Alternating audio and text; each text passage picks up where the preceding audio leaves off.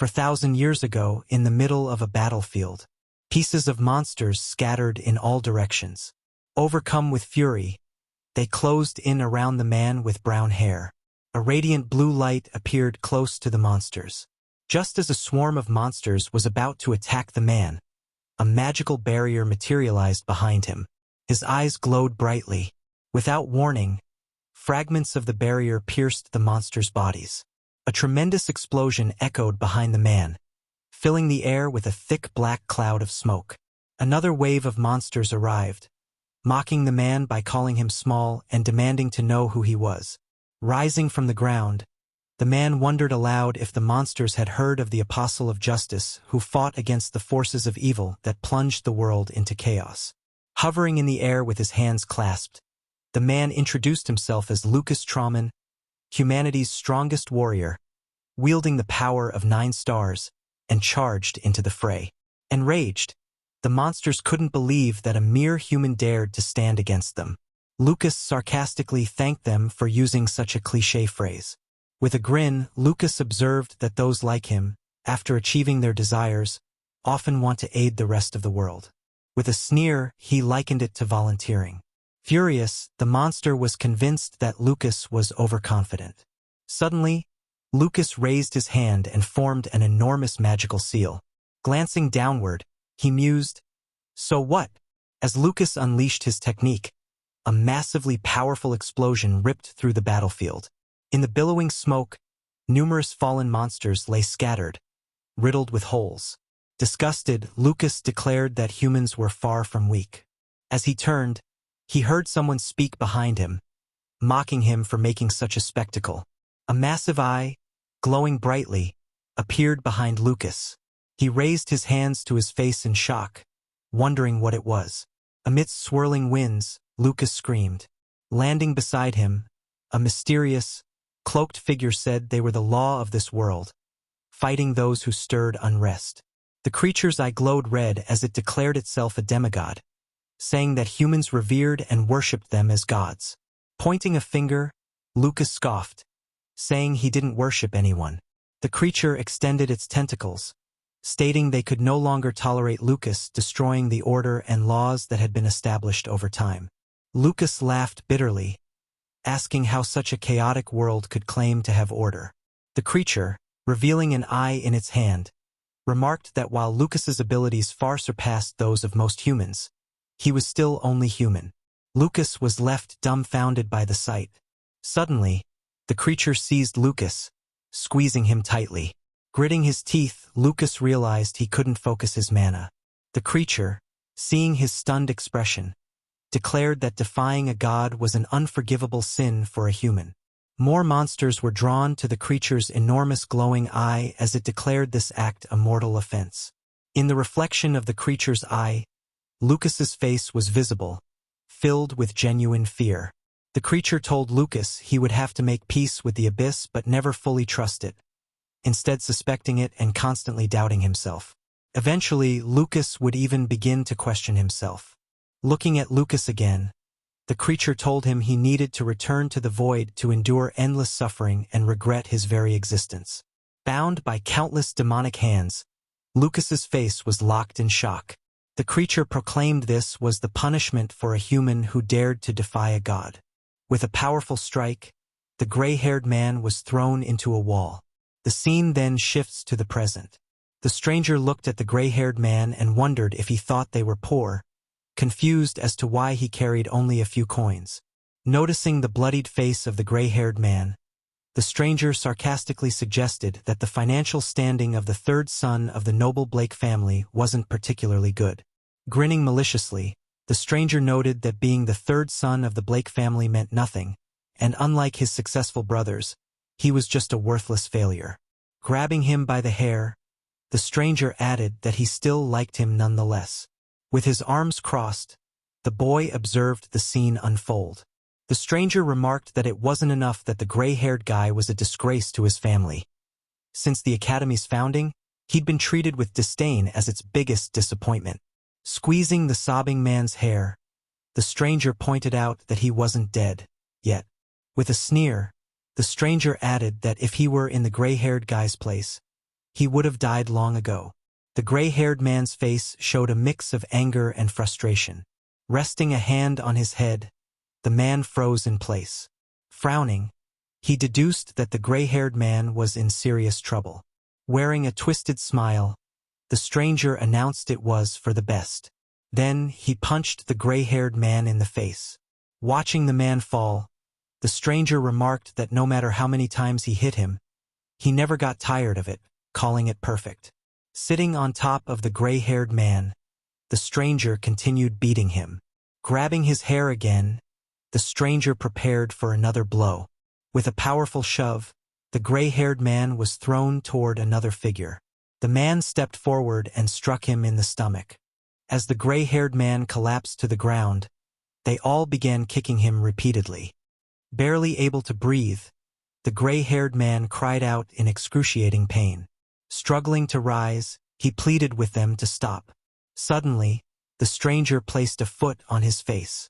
Pressing down, she coldly reminded him there would be a magic class tomorrow afternoon. With an unhinged expression, she added that he was paired with her. Looking down at his battered face, she told him not to worry, assuring him that she wouldn't go too far, and sarcastically asked if he knew she was kind. With a look of disgust, she promised that he would remember this day for the rest of his life and that by tomorrow, he wouldn't even be able to walk on his own 2 feet. His anguished cries echoed down the street. Waving her hand, the stranger warned him not to loiter around, ordering him to head home quickly and get some rest, as they planned to have fun with him tomorrow.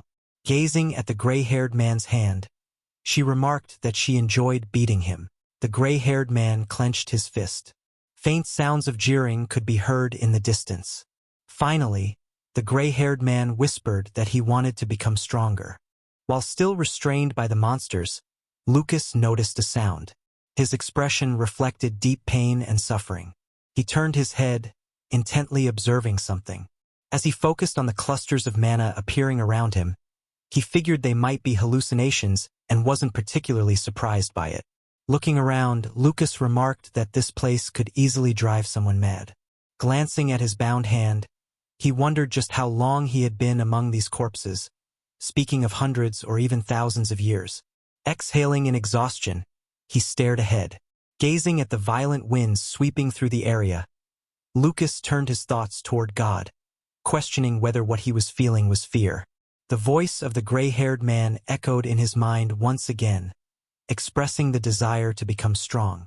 Struggling to stay conscious, Lucas began to believe that it wasn't just an auditory illusion but rather his own mind speaking to him. The gray-haired man was equally shocked by what he heard. Standing before a throne, turning toward his father, he asked him to repeat his words.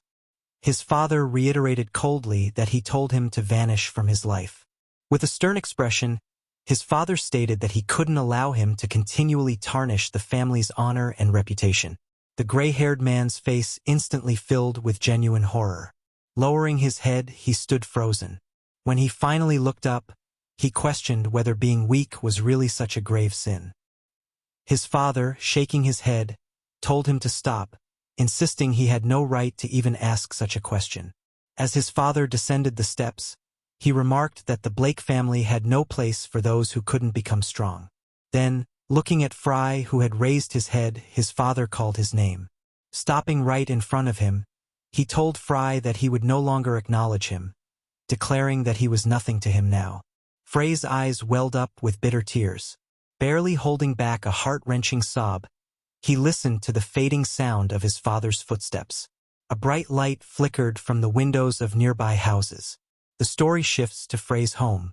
Wooden shutters framed the windows, and on the walls hung blueprints for the development of various mechanisms. A photograph of Frey rested on the desk. Holding a jar in his hands, Frey was lost in thought. Staring at it, he considered the idea of ending his own life. His hands trembled with anxiety. With a look of alarm, he continued to contemplate, admitting to himself that death was truly terrifying. Back in the clutches of the monster, Lucas remained still. The creature turned its attention to the exhausted Lucas, commanding him to doubt, and doubt again. Seeing this, Lucas's eyes were filled with surprise. The mysterious figure standing beside him declared that Lucas would eventually begin to doubt his own existence. Lucas screamed in frustration, ordering it to be silent. Trying to break free, Lucas questioned how this creature could call itself a god, speaking of order and loss. He then asked if the creature truly approved of such a nonsensical world. Gritting his teeth, Lucas said he now understood why the world was so terrible, acknowledging the being that had driven him to this state, shouting that this was the reason why he could never give up. Enraged, Lucas told the demigod that if he had lived through such an experience, he would willingly endure this hell. Suddenly, blood spurted from Frey's mouth. Horrified, Lucas asked what was happening. A powerful radiance filled the air, illuminating the place of his torment. Clutching his stomach, Frey heard a voice yelling for him to die.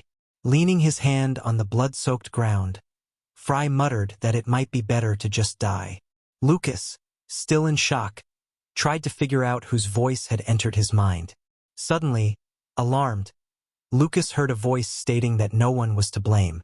Baffled by what he heard, Lucas found himself lost in confusion. In his thoughts, Frey mused that a bird without wings was destined to die, as nature had intended.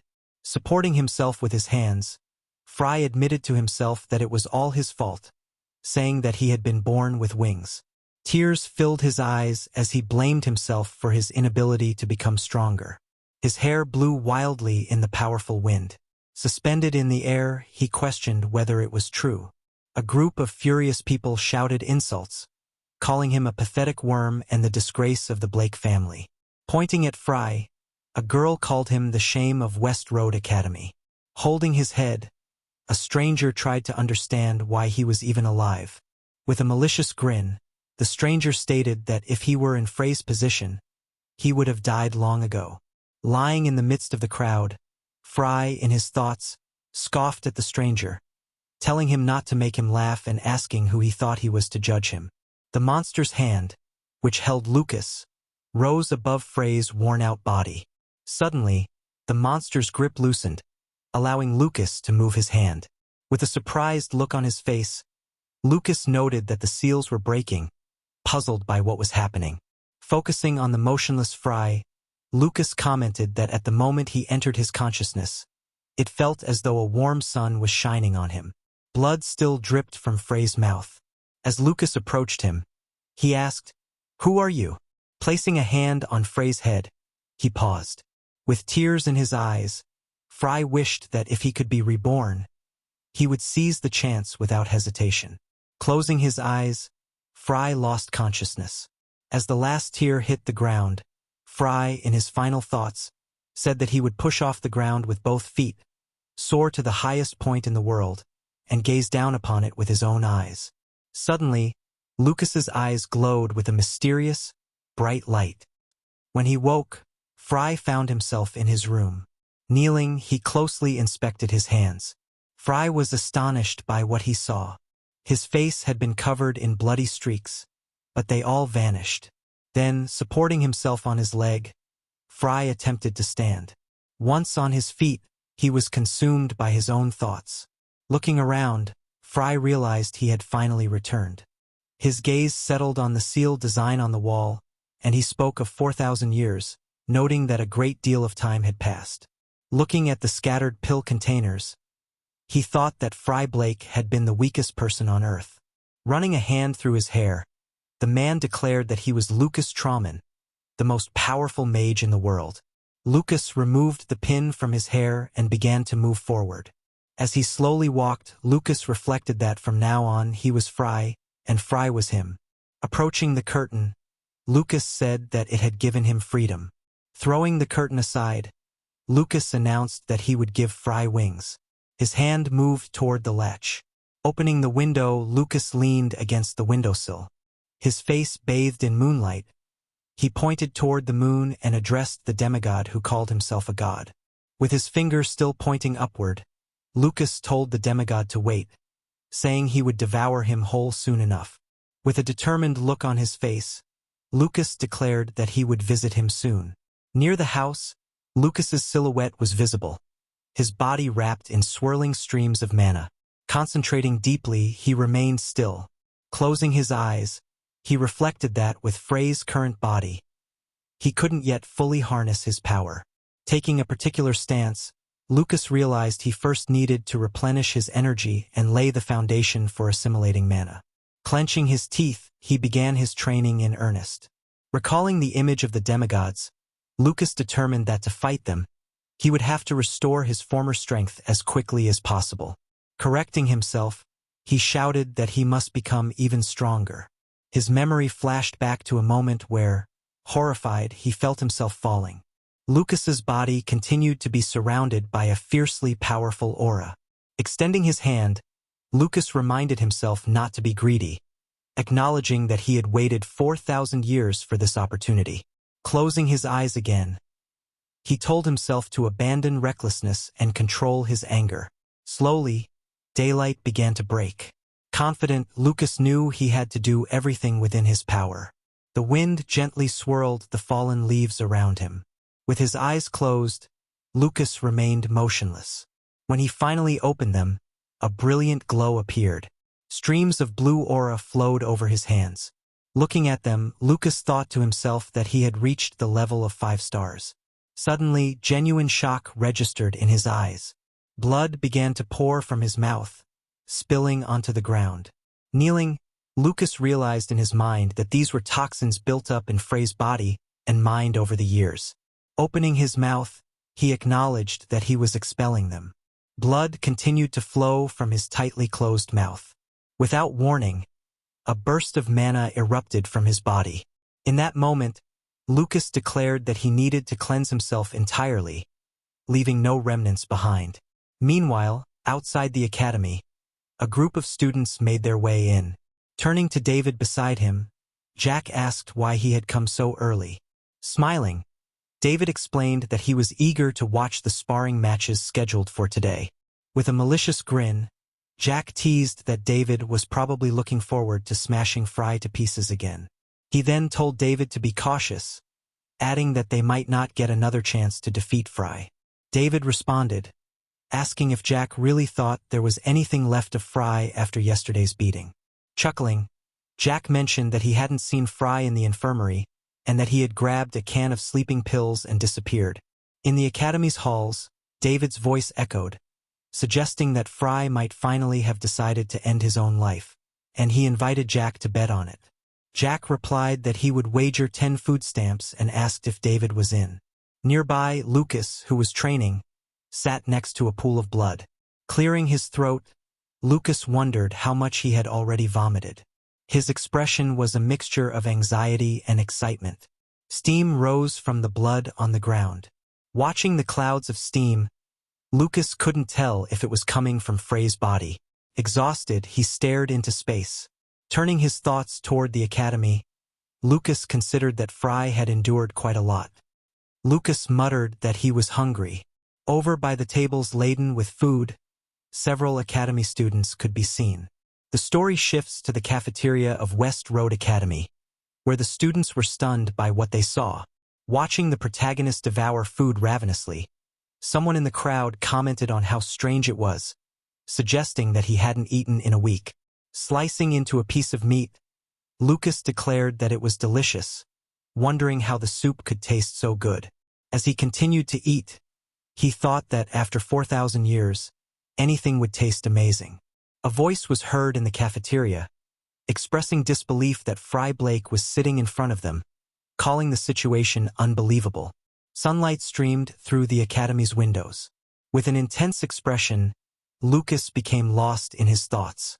Glancing around, he pondered whether at his age, he should be messing around with these kids, unsure if they were just joking. With a serious look, Lucas concluded that in his current situation, there was no other way forward, adding that Frey wasn't 4,000 years old. Looking ahead, he decided that he needed to figure out how this world functioned. As he neared the door, an image of a demigod flashed in his mind. The sun's shadow cast itself over his face. Exhaling, Lucas told himself not to rush. Then he opened the classroom door. His gaze fell on the students, who were whispering behind his back. Their expressions were full of disdain. David's face showed genuine shock. Raising his hand, David exclaimed that, of course, Frey hadn't gone through with it, and gleefully noted that he had won 10 food stamps. Jack was dumbfounded, muttering that Frey couldn't even manage to kill himself properly. Looking at Lucas, puzzled, Jack remarked that perhaps Frey should be a bit more clever. Suddenly, Lucas's attention focused on something. David, with one leg stretched out, froze in place. With one hand in his pocket, Lucas waited for whatever came next. Smirking, David commented that Frey had finally shown up, sarcastically calling him buddy. Stunned, Lucas began to process the words he had just heard. A strange red glow flickered in David's eyes. As Lucas turned his head, he heard someone call out to him. Jack grabbed Lucas by the head, demanding his 10 food stamps. Slapping him on the back, Jack complained that because of him, he had lost his tickets, insisting that Lucas should compensate him. In his mind, Lucas assumed Jack was about to hit him in the head.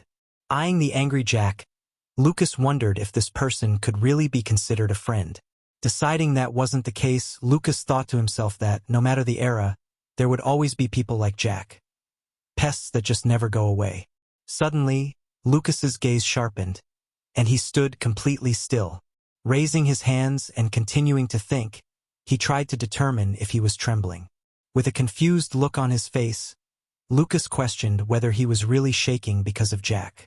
Screaming, Jack demanded once more that Lucas hand over the food stamps.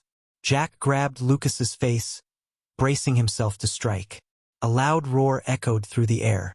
Moving swiftly to the side, Lucas managed to dodge Jack's attack. David stood there, dumbfounded by what he had just witnessed. Pointing at Lucas, David exclaimed in disbelief, noting that Lucas had just been standing directly in front of Jack. He questioned whether anyone else had seen what he did. A girl's face showed confusion, while Jack, still in shock, stared at Lucas with wide eyes. Smiling to himself, Lucas figured that these were the same types of people who had driven Frey to despair. Gritting his teeth, Jack turned toward Lucas. Holding onto Lucas's head, he locked his gaze on him. Then, Jack clenched his fist, preparing to strike. In that instant, Lucas's hand became enveloped in a powerful stream of aura. With lightning speed, Lucas countered, striking Jack in the stomach and sending him flying to the side. As Jack crashed to the side, a number of desks and chairs shattered into splinters. Steam rose from the point where Jack slammed into the wall. His face was covered in cuts and streaks of blood. Lucas stood there watching him, hands casually in his pockets. Another student, in disbelief, wondered how Jack could have been thrown so easily and couldn't comprehend how Lucas had done it. Lucas stared off into space, remaining motionless. Placing a hand over his face, Lucas admitted to himself that he felt slightly embarrassed for what he had done to the boy, adding that Frey should consider it a special favor from the most powerful archmage of humanity. Still covering his face, Lucas allowed a grin to form. A group of academy students watched as Lucas walked away. David, still in shock, looked at Lucas walking toward Jack and couldn't believe that someone as weak as Frey could do something like that. The other students wore looks of utter confusion. Lucas continued staring off into space, lost in his thoughts. The girl's expression was one of pure terror. Entering the room, a man demanded to know what the commotion was about. With his hands behind his back, Professor Dio waited for an explanation. The student standing near the unconscious Jack explained that he had suddenly collapsed and wasn't moving. Warily, Dio began examining Jack. Kneeling down, the professor carefully inspected the site of the impact. Looking at Jack, Dio noted the faint traces of mana lingering on his body. His face betrayed genuine shock.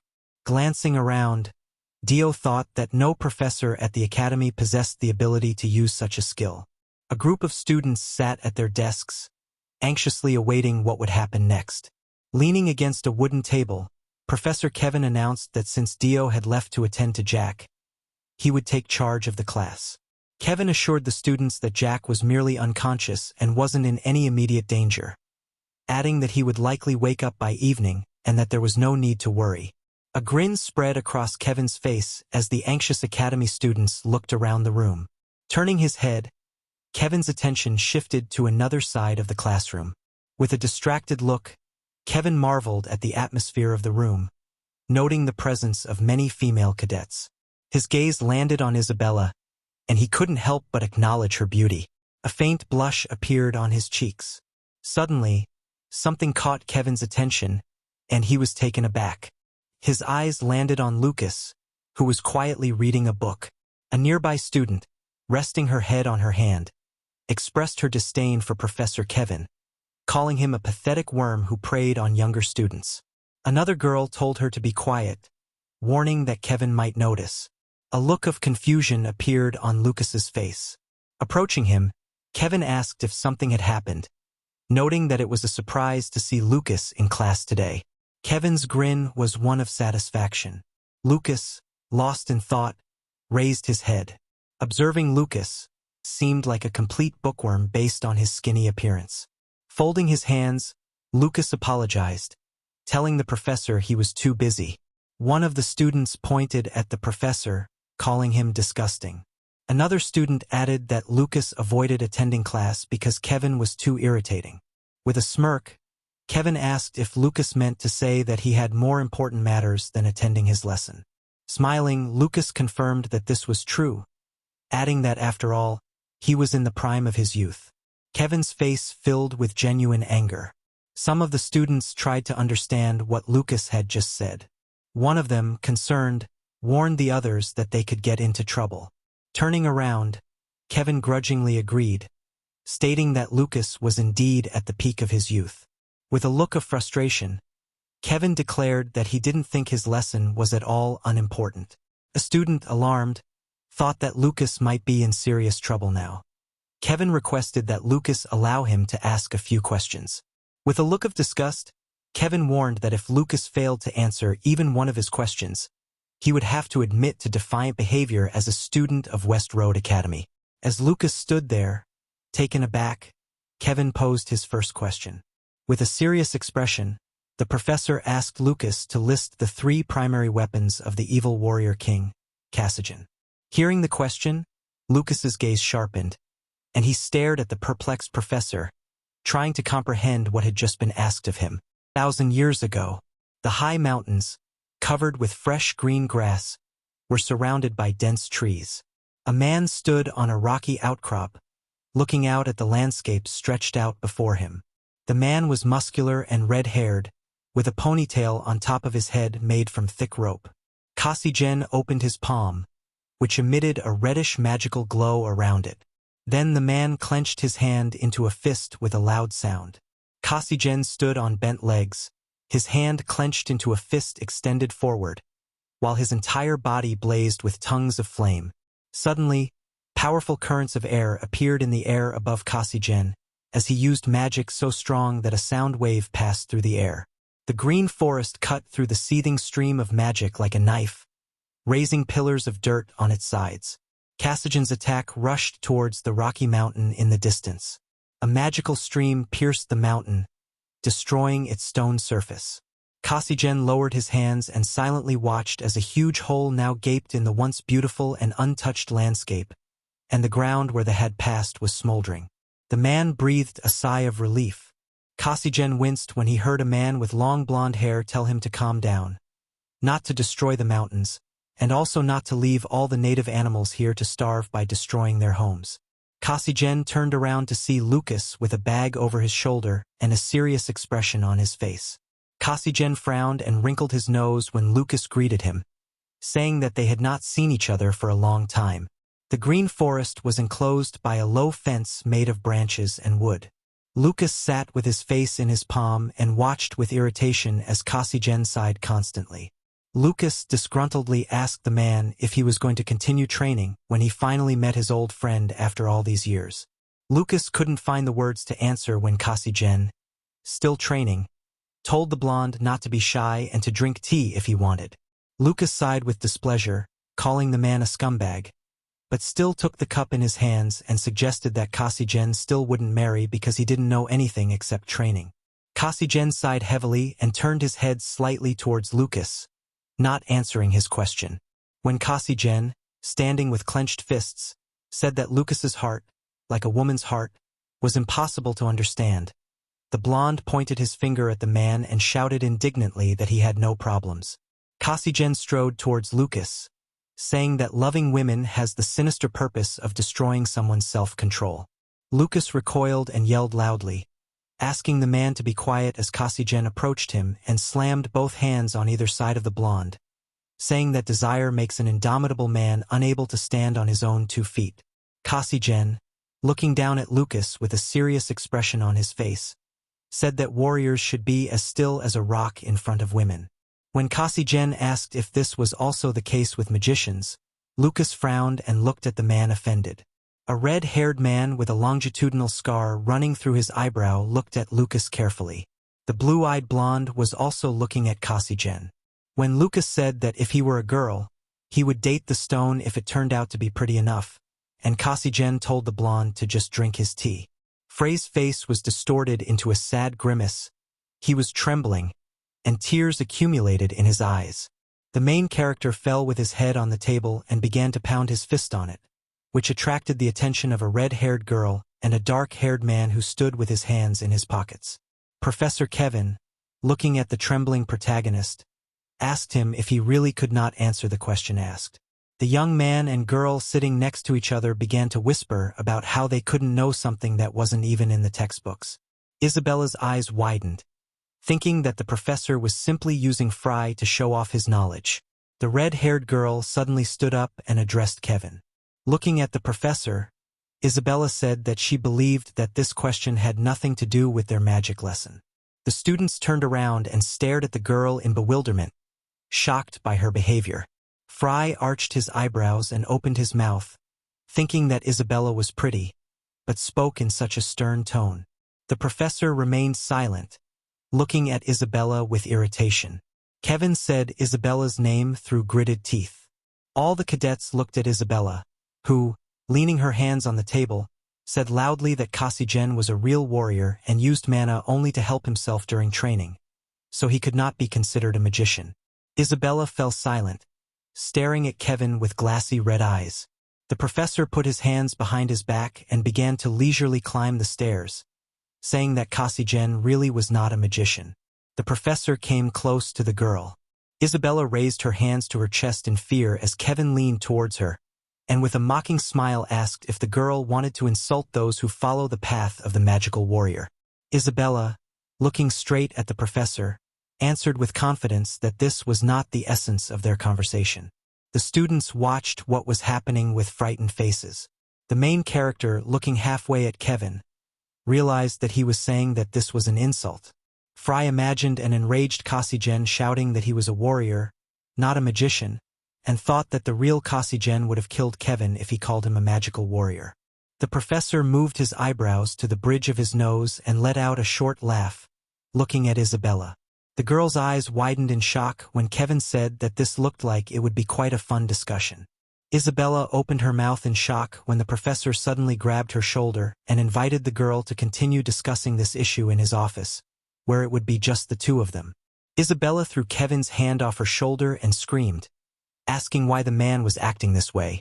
Kevin looked at his palm, which Isabella had just hit, with a sad expression on his face. The professor looked at Isabella and said that at first it seemed to him that she was not like that at all, but the girl had no manners to talk about it. Isabella pursed her lips and widened her eyes in fear as a bead of sweat ran down her cheek.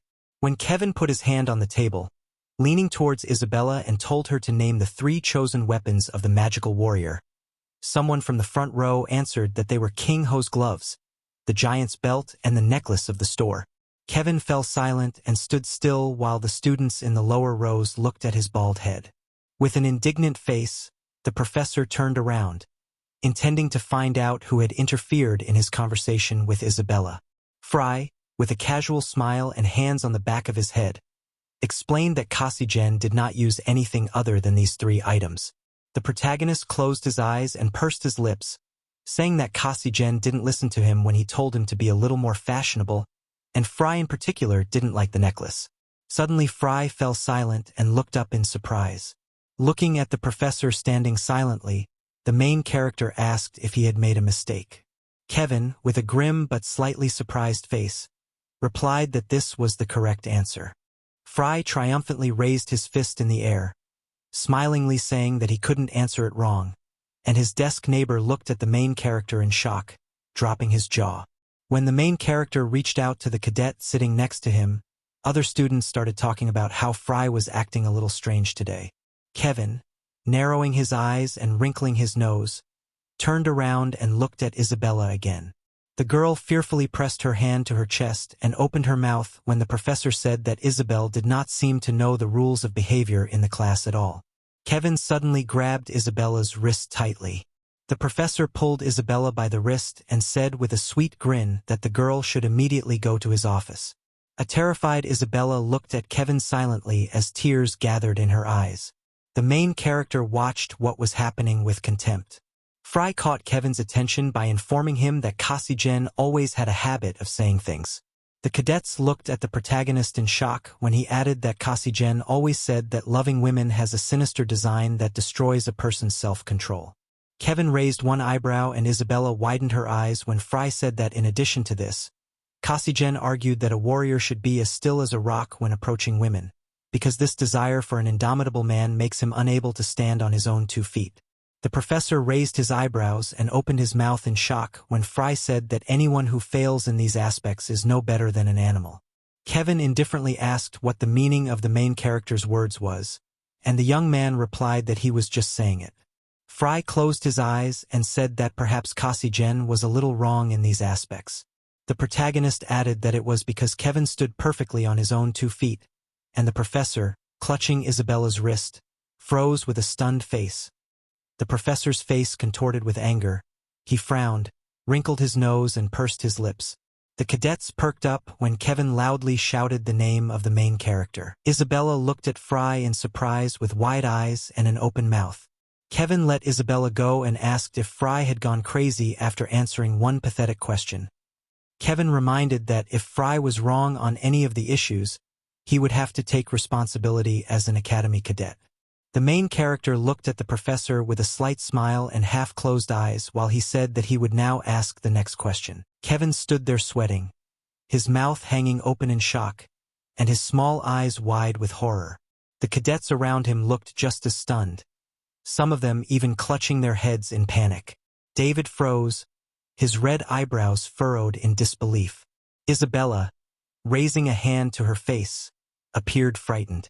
Meanwhile, the main character grinned, his gaze brimming with confidence and audacity. While Frey remained relaxed, Kevin's legs buckled, and he had to grab his desk for support, completely overwhelmed by the correct answer. Covered in sweat, Kevin opened his mouth in disbelief, thinking to himself that not even the academy professors were familiar with the history of the era of light. As Kevin began to doubt that Frey was truly the academy's worst student, the main character, hearing the familiar lunchtime melody, gleefully clapped his hands and exclaimed that it was time for lunch. Kevin flinched in fear when Frey suddenly slammed his hand on the table, calling out to the professor. Rising from his chair with a slight smile, Frey asked if Kevin had any more questions for him, mentioning that while problem-solving was fun, he was hungry. Trembling and with a grim expression, Kevin couldn't comprehend how this young man knew the detailed history of events from 4,000 years ago. The main character kept his expression calm, softly smiling as he looked at the professor. Still shaking and drenched in sweat, Kevin clenched his white teeth. Then, Kevin lowered his gaze, relaxing his jaw, his face showing a defeated, lost look. In a trembling voice, he muttered that it was enough, allowing Frey to leave. Frey immediately bolted out, shouting gleefully that it was time for lunch and praising himself for a great job. Kevin looked as if he had just experienced trauma, while Isabella stood there, eyes wide with shock. It was a sunny day, and cadets were walking around the academy grounds. Isabella caught up with Frey, who was walking with his hands in his pockets, humming happily about food. When she asked if he was heading to lunch, Frey paused and turned around, giving her a cold, displeased look. His cheerful mood from earlier seemed to have vanished, replaced by silence as he stared at the red-haired girl, waiting for her to say more. Isabella, clearly nervous, stayed quiet, still hoping for a response. When Frey turned away and continued walking without saying a word, Isabella flinched, surprised at his indifference. She lowered her head, watching him walk away, a faint blush forming on her cheeks. Without giving up, she followed him, walking closely behind. Frey paid no attention to her and didn't stop, and despite this, Isabella continued to trail him. Suddenly, Frey dropped his head into his hand, frustrated. He whirled around, yelling angrily at Isabella, demanding to know why she was following him. Isabella calmly explained that she was also heading for lunch, which was in the same direction. Pointing a finger at her, Frey asked why she spoke so strangely, to which she replied it was a family custom and requested that he understand. They entered a tall, multi-story white building filled with delicious food, from French fries to soup. Isabella gasped in shock, asking if Frey could really eat all that food by himself. Frey, now digging into his meal, remarked that after fasting for 4,000 years, anyone would worship each bite. Isabella, puzzled, asked what he meant by 4,000 years, but Frey, biting into a piece of meat, played it off, saying he didn't know and questioned why she was pestering a hungry man. Isabella, bowing her head shyly, explained that she didn't mean to bother him and just couldn't find a suitable place to sit. She cautiously placed a small piece of meat into her mouth, then asked how Frey knew the history of the era of light so well, while Frey stuffed bread into his mouth. Isabella mentioned that 4,000 years ago, the era of the 4 greatest figures in magic began, known for the legendary magicians of history. Frey, chewing his food, glanced skeptically at her. Lowering his head, Frey mentally urged himself to stay calm. Looking at Isabella's emotionless face, he concluded that over 4,000 years, magical progress must have declined. He speculated that it might have been due to the influence of demigods. Isabella, chewing thoughtfully, explained that one of the greatest figures in magic was the warrior Kasigen. The second was a sage named Hay Wiseman, the third a black witch named Iris Fissman, and finally the fourth was her idol, the most powerful magician Lucas Trauman. Upon hearing Lucas's name, Frey froze, his gray eyes widening in shock. Isabella continued, wide-eyed herself, praising Lucas as a truly great man. She even added, somewhat dreamily, that if Lucas were still alive, she would ask him to marry her. At this, Frey dropped his bread and choked, spitting out his food in laughter. Isabella, confused, asked what was so funny. Wiping away his tears from laughing, Frey commented that she was so young and already thinking about marriage. Isabella, clearly offended, shot back, asking how he could say such things. Frey then casually remarked that his older brother wasn't interested in children, which made Isabella blush and yell that she wasn't asking Frey to marry her.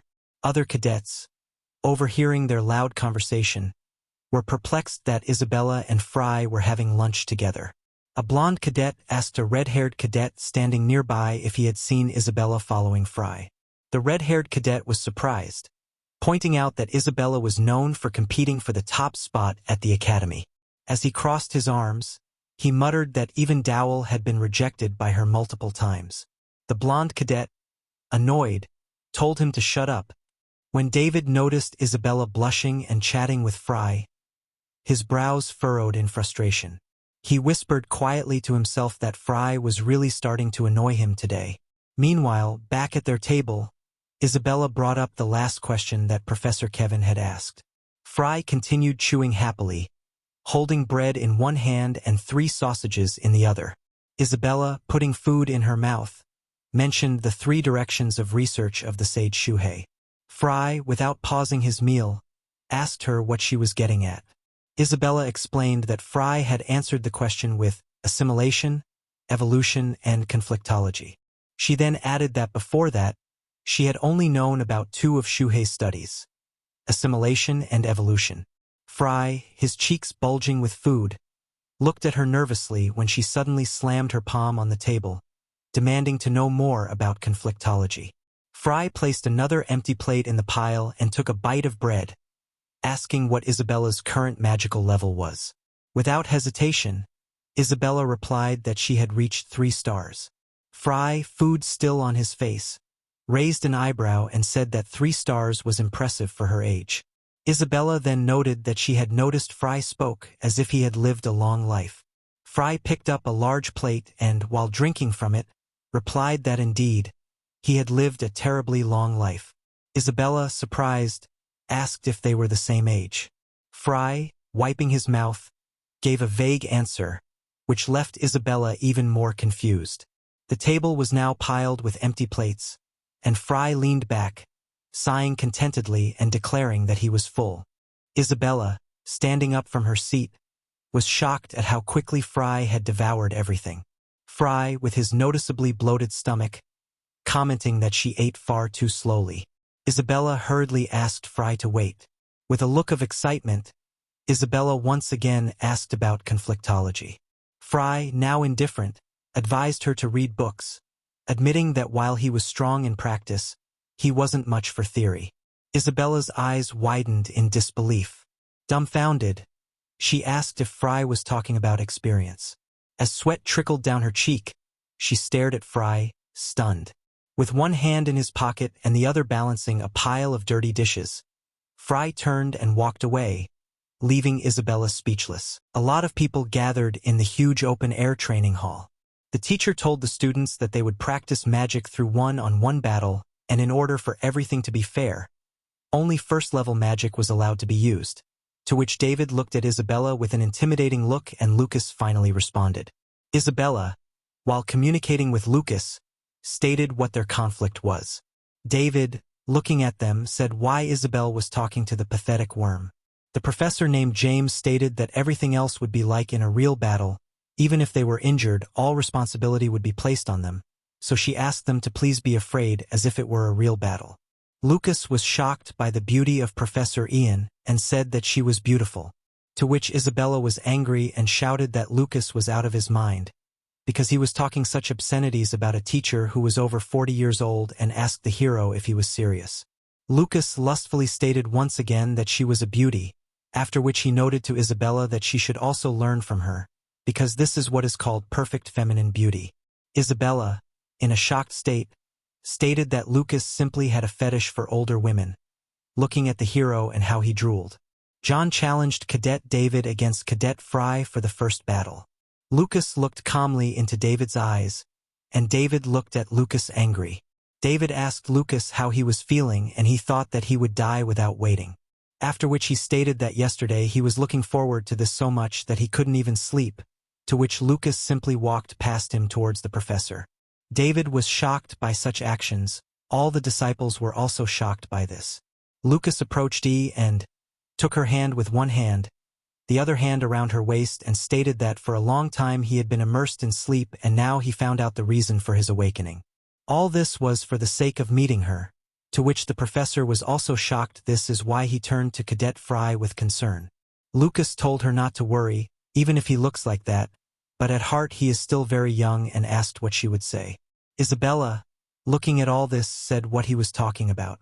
Lucas, looking at Ian with loving eyes, asked if she would like to share a meal with him tonight, to which the professor, embarrassed, told him to return to his place and warn him only once. Lucas said that he wanted to make an agreement with her. If he wins this fight, then she will treat him to dinner. The shocked students shouted that he was crazy and asked not to make them laugh, because he is the one who can barely use the magic of 1 star, says that he will defeat 3-star David. Jen agreed to this agreement with a wink at Lucas, to which the hero turned away and went to his place, saying that she promised, at which time the professor's legs were distorted. In the thoughts of the professor, Jen declared to herself what she was doing, because she couldn't say that, so that she would come to her senses, because she couldn't let her heart flutter because of such a young guy. David asked Frey, who came up to his place, whether he was crazy or not, and stated that he did not know that he liked this. After which David asked with a grin that he asked her to cancel the fight, to which Lucas, warming up, replied that why would he cancel the fight. With a grin, David asked if Lucas had gotten enough sleep and still doesn't understand what situation he is in now. At this time Lucas is picking his nose. Trying to threaten, David told the hero to listen to him carefully and began to list what he would do to him. First, he would tear out his vocal cords, then slowly, one by one, he would crush all his limbs and he would not be able to scream or resist. And for David it would be a lot of fun. And then asked if he said that this day would be the last day that Lucas walked on his feet. Lucas reacted calmly to this and stated that with the help of the magic of the first star, he would not be able to inflict such damage on him. The professor shouted that the battle was beginning. All the disciples were rooting for David. David uttered a stone rage, after which sharp stones rose from the ground into the sky. Some of the disciples were surprised that David was using stone rage. Isabella was also shocked and turned to Professor Jian. Didn't she say that only first-level magic can be used? To which the professor said that he does not break the rules. Isabella was shocked by this and with a tear on her cheek asked how he does not break. David said that this secret technique is passed on only within his family and stated that although it is strong, if all conditions are met, even a first-level magician can use it. Lucas laughed and stated that the secret technique is the same as a symbol of the family, and asked that he uses it to mock a person, to which David asked him if he was scared. Then Lucas was not afraid of it, saying a magic rocket. A rocket appeared in his hands. All the spectators were surprised by this because they did not understand what it was. Meanwhile, Lucas began to examine the magic rocket and stated that it had a rather bright color. David laughingly asked that Lucas wanted to use a magic missile to stop the stone rage and stated that magic was so simple that even someone like Frey could use it. Lucas made a fist and kicked this magic missile at David with his finger, breaking all the stones. The magic missile hit David right in the throat, after which David flew several meters away. All the students were shocked and terrified for David, except for the professor, who showed only mild surprise. Lucas, satisfied with his victory, stared straight at David. Tears welled up in David's eyes as he tried to speak, but his voice faltered, and he could only whisper that it was too noisy. A couple of students watched the fight from above. One of them, a brown-haired boy, smiled and commented that this was practice for using Class C magic in combat. Meanwhile, a silent, yellow-haired boy held a cobblestone in his hand. David tried to speak again, but Lucas interrupted, saying that David should be ashamed for using secret techniques in such a petty situation, as it tarnished his family's reputation. He called David a fool. With tears and foam in his mouth, David looked at Lucas with one eye, helpless. Lucas, recalling something David said earlier, mockingly asked if he had said something about crushing all his limbs one by one after destroying his vocal cords. Summoning another magic missile, Lucas aimed it at David's kneecap, shattering his bones with a single flick of his finger. David, in excruciating pain, attempted to scream but could only gesture for Lucas to stop. Lucas, grinning, asked what was wrong, reminding David that he had chosen this path himself and asked if he was enjoying it. Shocked, Isabella cried out that this was too much and begged Professor Jian to stop the fight, pointing out that the winner had already been decided. Jian, however, noted that David had not formally surrendered. Isabella argued that David couldn't speak, but the professor simply called her name and reminded her that she had once said that in real combat, a mage must fight without hesitation, even in dangerous situations. Isabella lowered her head, disheartened.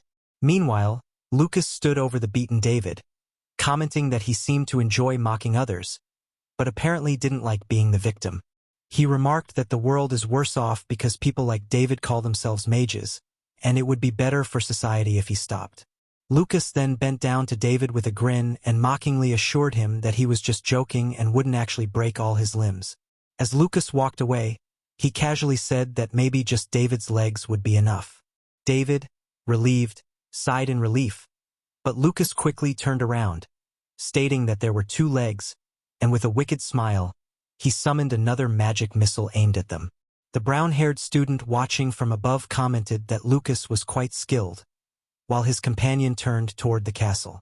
Inside the castle, rumors spread rapidly that Frey had defeated David, with students mentioning that David had a broken leg and was sent home. One student wondered if David could even become a wizard after this, while another remarked that he deserved it, as he had always been unpleasant. They agreed that the academy's atmosphere was better without him, but questioned how Lucas had won and what exactly had happened. Another student interrupted, announcing that Lucas was coming. Whispers followed him, with some speculating that Lucas had made a deal with the devil. The brown-haired boy approached Lucas, asking if he was Frey Blake. Lucas, unfazed, asked who he was. The boy introduced himself as Dalman Milosh, a fourth-year student. Lucas noted that Dalman seemed to carry an air of importance. Dalman then invited Lucas to join the Troman Rings. Lucas, unfamiliar with the name, asked what Troman Rings were. Dalman, covering his face with his hand as if to explain something grand, told Lucas that as a student of the academy, he surely must have heard of them. Dalman explained that the Troman Rings represented the elite students of West Road Academy, and that only a select few, chosen by the rings, could join. He showed Lucas a ring on his finger, revealing that it was a runic ring crafted by Master Proteus himself, made of real gold. He added that if you bit into it, it would leave marks, as proof of its authenticity. Lucas, listening, thought to himself about how people freely used others' names, then turned away, covering his nose with his hand, thinking that none of this mattered to him anymore. Dalman went on to say that with this ring, Lucas would be able to do whatever he wanted after graduation, and he wouldn't have to worry about food or other necessities. He added that this was just the beginning, warning Lucas not to fall behind. Just as he was about to reveal who led the rings, Lucas cut him off, saying he wasn't interested. Dalman, shocked, asked if Lucas was serious, reminding him that this was the Troman Rings they were talking about. At that moment, a voice from behind interrupted, saying that Lucas wasn't someone who could be swayed by such offers. Curious, Lucas turned to see who had spoken, Pierre June. Dalman noted that Pierre came and bowed to him.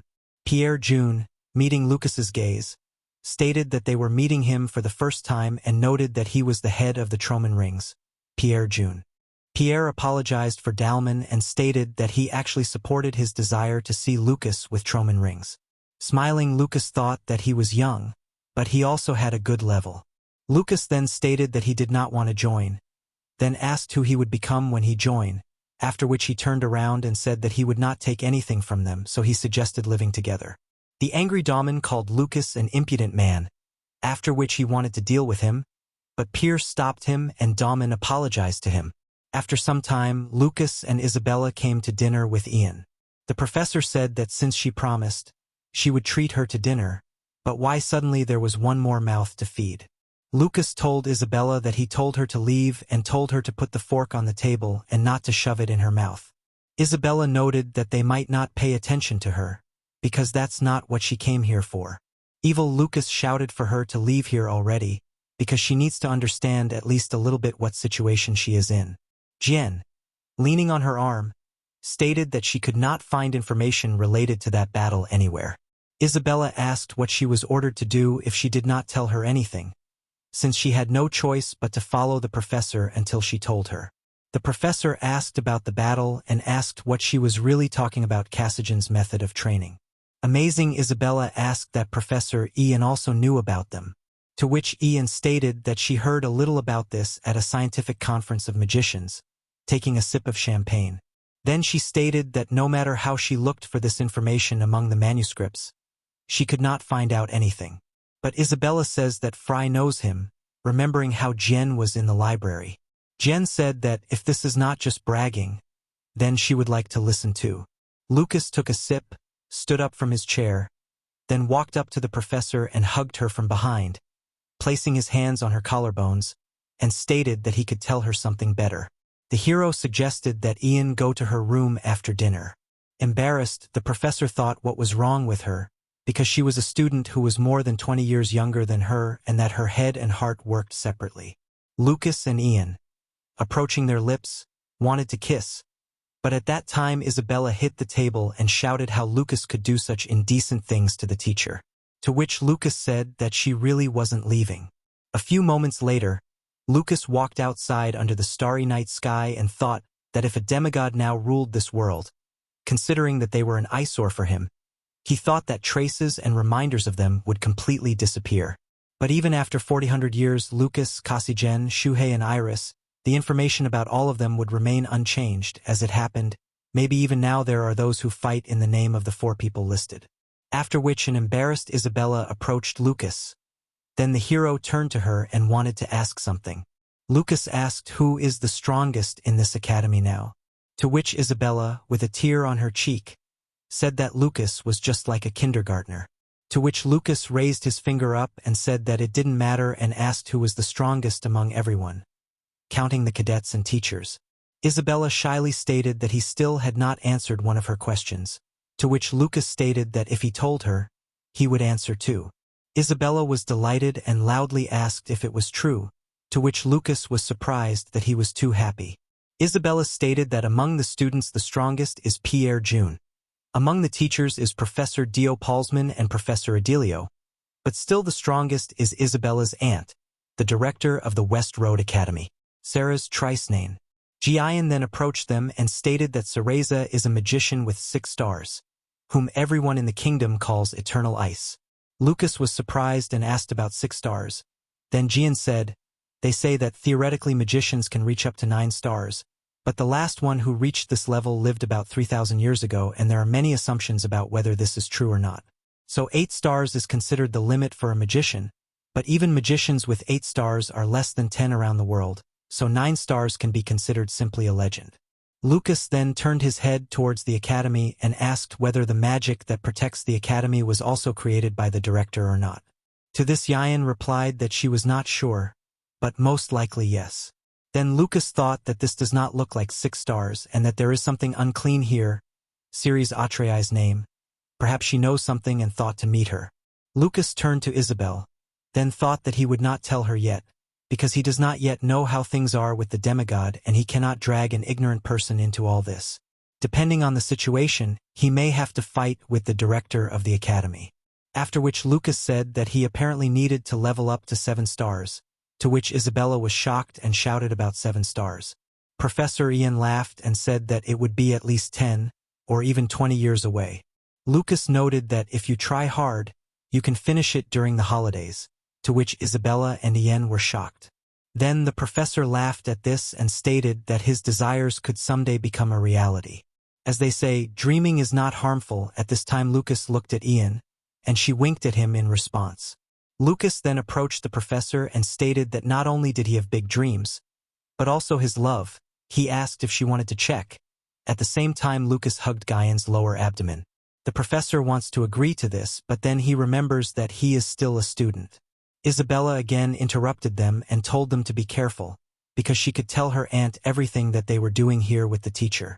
Frustrated, Lucas turned around and said that he didn't like the little ones, to which Isabella angrily asked about the little ones. And then stated the same thing as Lucas. Evil Isabella loudly asked what Professor Ian meant, to which Ian replied nothing. Lucas thought about the fact that he would not rush because he needed to do what he could take on right now. Then he looked at the moon with the thoughts that this was the surest path. 2 weeks later, David returned to the academy, yelling for Frey and demanding how he could dare challenge him. He screamed that he didn't know what Lucas had done, but there was no way he could lose to such a mediocrity. He then declared that he would kill Frey. The students were stunned by David's outburst. Meanwhile, Lucas sat calmly reading a book, paying no attention to the commotion.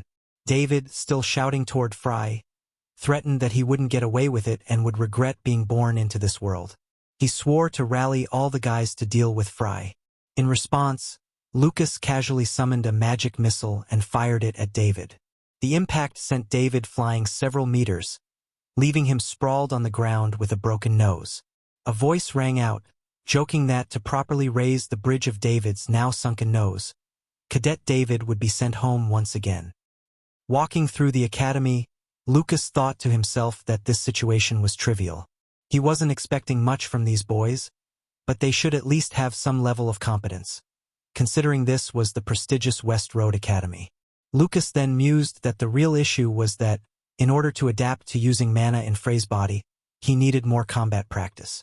Just then, a voice from behind called out, telling him to stop. The voice belonged to a 4th-year student, Alex Dream, who asked if Lucas was the one who had turned David into a rag, and demanded he leave. Confused, Lucas didn't understand what Alex was implying. Alex introduced himself, asking if Lucas was good at magic. The two of them went to an abandoned building where many people had gathered. Alex formally introduced himself as a respected sunbai and expressed his anger at Lucas for what he had done to his brother, David, whom Alex cared for deeply. Alex then angrily mentioned David's broken leg and nose and demanded to know how Lucas planned to answer for this. Lucas, unfazed, asked if Alex was trying to scare him. Offended, Alex raised his hand and demanded to know how Lucas dared address him by name, disrespecting a sunbai. In his thoughts, Lucas found these guys ridiculous, like children. Alex, fueled by arrogance, asked Lucas if he thought defeating David made him omnipotent. He bragged about his own achievement, stating that he had advanced to the 1/16th round of the last magic competition, and warned that today would be Lucas' funeral. Lucas, clearly bored, began to yawn. Lucas mocked Alex for gathering an audience to show off, to which Alex replied that Lucas had nothing to fear, as the crowd was only there to watch. Alex confidently declared that he wouldn't need any help to deal with a pathetic worm like Lucas. In response, Lucas summoned a magic missile and sent it flying toward Alex. The blast knocked Alex several meters away, colliding with 3 other students. Furious, the onlookers accused Lucas of being a coward for attacking while Alex was speaking, as attacking during someone's speech or transformation was considered dishonorable. Lucas calmly apologized, stating that he just found the whole situation amusing. The students were shocked by Lucas's boldness, especially when he referred to them as little ones. One of the students, indignant, introduced himself as the eldest son of the Gilead Galkarax family, while another claimed to be the second son of the Pinalac Freaks family. In response, Lucas summoned more magic missiles and hurled them at the students, easily dispatching them. Shouts echoed through the building as Lucas continued to attack, repeating the phrase, "magic missile" multiple times. After defeating everyone, Lucas sat down on the body of one of the fallen students and reflected to himself that these were just weaklings, mere children, and that if he continued like this, he might sink to their level. Sometime later, Lucas returned to the academy, exhausted and frustrated by the weakness of his opponents. He sat at a table and fell asleep, thinking to himself that everyone around him was so weak. While Lucas slept, Isabella approached him and asked what he had been doing all this time. Still half asleep, Lucas groaned, recognizing her voice. Isabella pointed out that due to Lucas's frequent use of his magic missile, other students had begun calling him Death Missile. Lucas, embarrassed, shouted in frustration, asking what he could do since he didn't have the chance to use anything stronger. Isabella, watching him with sincere eyes, found herself blushing, thinking how cute he looked in that moment. Lucas, still drowsy, asked why she had come. Isabella replied that she had followed his advice. She explained that she had discovered that mixing troll blood with magical water in a 7-to-3 ratio produced incredible results. Lucas, remembering their earlier conversation, mentioned that half-troll blood would be even better, as its energy is uniquely balanced. Isabella, excited, said the results were astonishing and asked what Lucas would teach her next. Lucas looked at her thoughtfully and then asked when he had started teaching her. He acknowledged that she was capable and with proper training she might even reach 8 stars. Lucas then told Isabella that he would talk about combat. Isabella, overjoyed, was about to express her excitement when Lucas interrupted, telling her that during the holidays, he planned to go on a training journey. He said that if she followed him, she would see the battles she was so eager to learn about. However, he warned that it would be a dangerous journey that could cost her life, so if she had any doubts, she should say so now. Without hesitation, Isabella interrupted Lucas, declaring that she would go with him and asked him to take her on his training journey. Isabella, with a huge backpack weighing her down, looked exhausted and disheartened. Meanwhile, the main character, carrying very little, raised his eyebrows and narrowed his eyes skeptically at the sight of Isabella's enormous pack. Frey pointed at the oversized backpack and asked if Isabella was preparing for an expedition. She shrieked, insisting that girls need many things and that Frey wouldn't understand. Blushing, her eyes sparkling, she then asked where Frey intended to go. Frey scratched his head and replied that he hadn't decided yet. When he casually mentioned the mountains of Spain, Isabella screamed in shock. She exclaimed that the mountains were so dangerous they were known as a paradise for monsters. Frey confirmed this and asked if she knew how to get there. Isabella, throwing her backpack to the ground, accused Frey of always trying to catch her off guard. She unfolded a large map, her cheeks flushed and her mouth agape, as both she and Frey looked at it. Examining the map, Isabella explained that even with a teleport from Espanola, it would take at least a quarter of a day to reach the destination, and the journey would be fraught with terrifying monsters. When Frey asked if she was scared, Isabella slung her backpack over her shoulders again and told him not to underestimate her.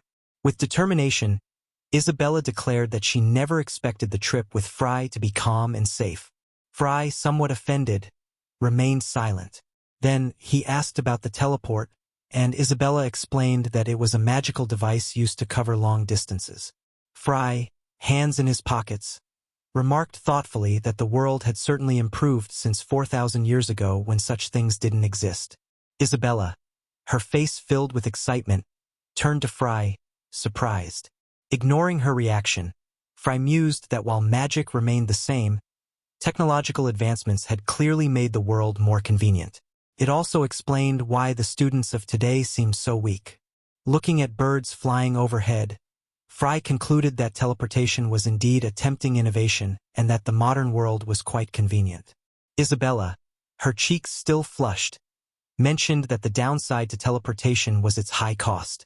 Frey, surprised that it wasn't free, asked how much it would cost. Isabella replied that the distance would require around 10 gold coins. Frey's mouth dropped open, and his eyebrows shot up in shock. Isabella looked at him in confusion as Frey turned away, rummaging through his bag.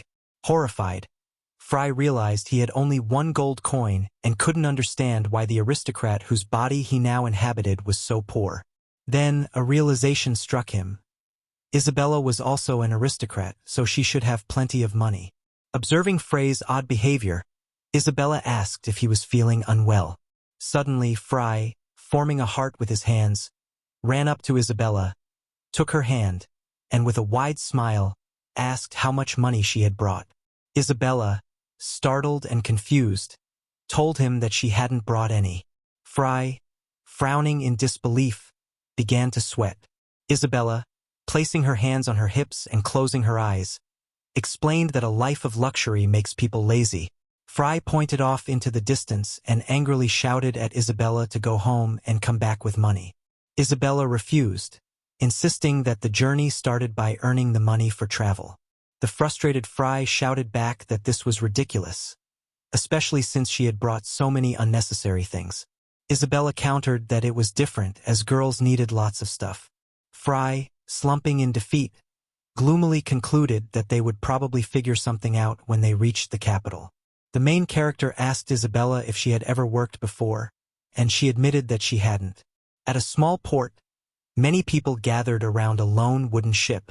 Isabella and Frey walked past dark-skinned, muscular men with cigarettes in their mouths and tattered bags slung over their shoulders.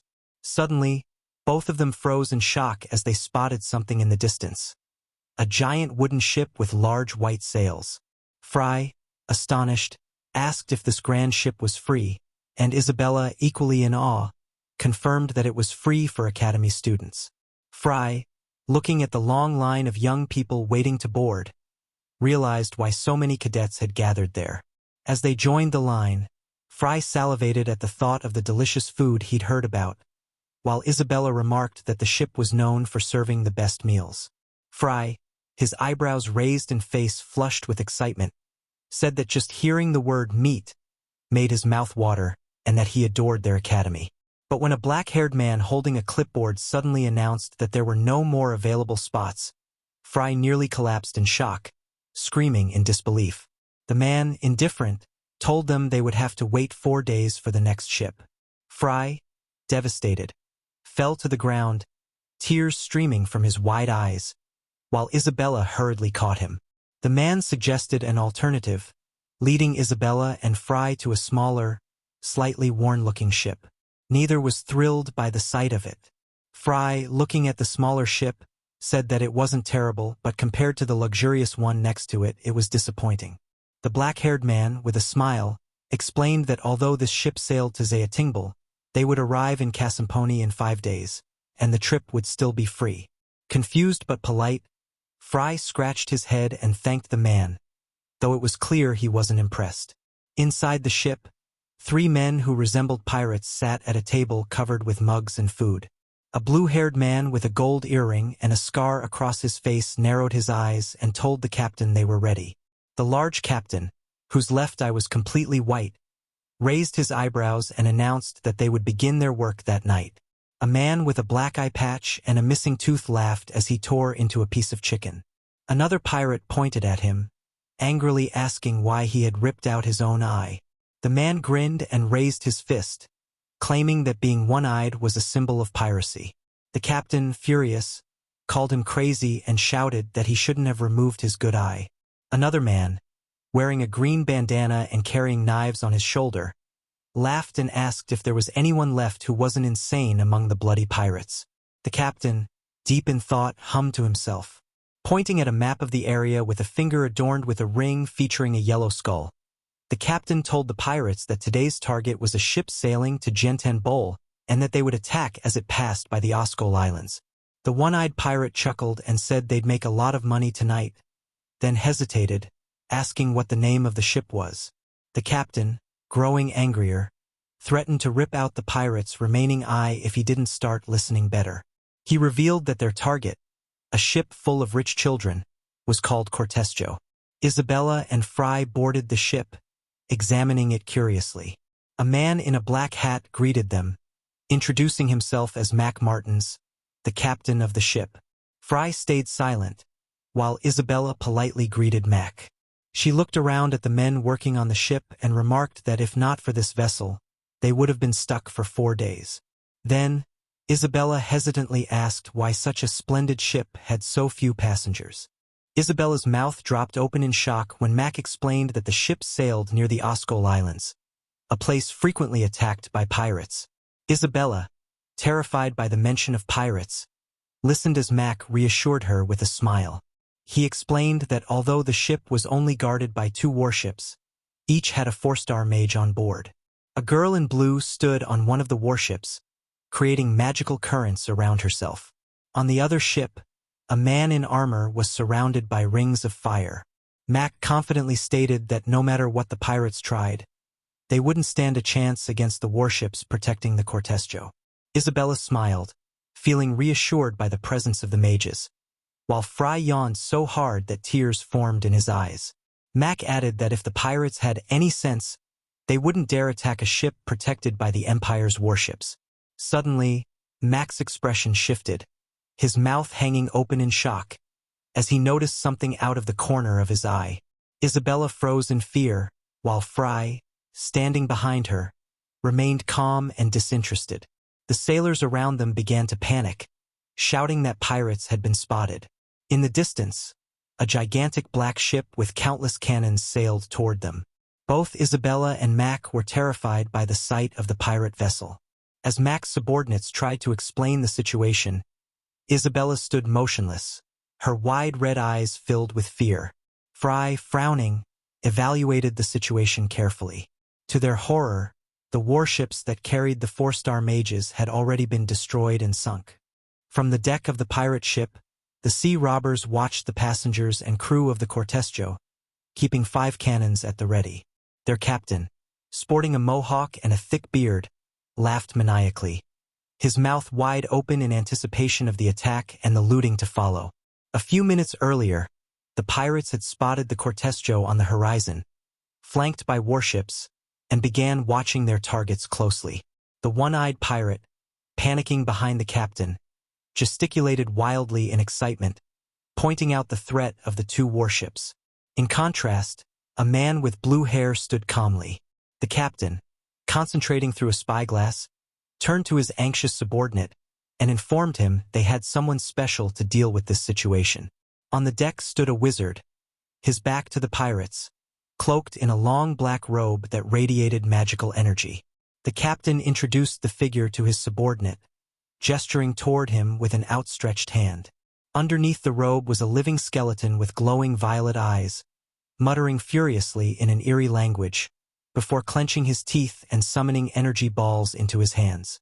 The captain explained to his subordinate that this was a valuable lich named Duller, who was allowing the pirates to seize their share. The one-eyed pirate, stunned, stood open-mouthed, cold sweat dripping down his face as he listened to the strange and terrifying speech of the lich.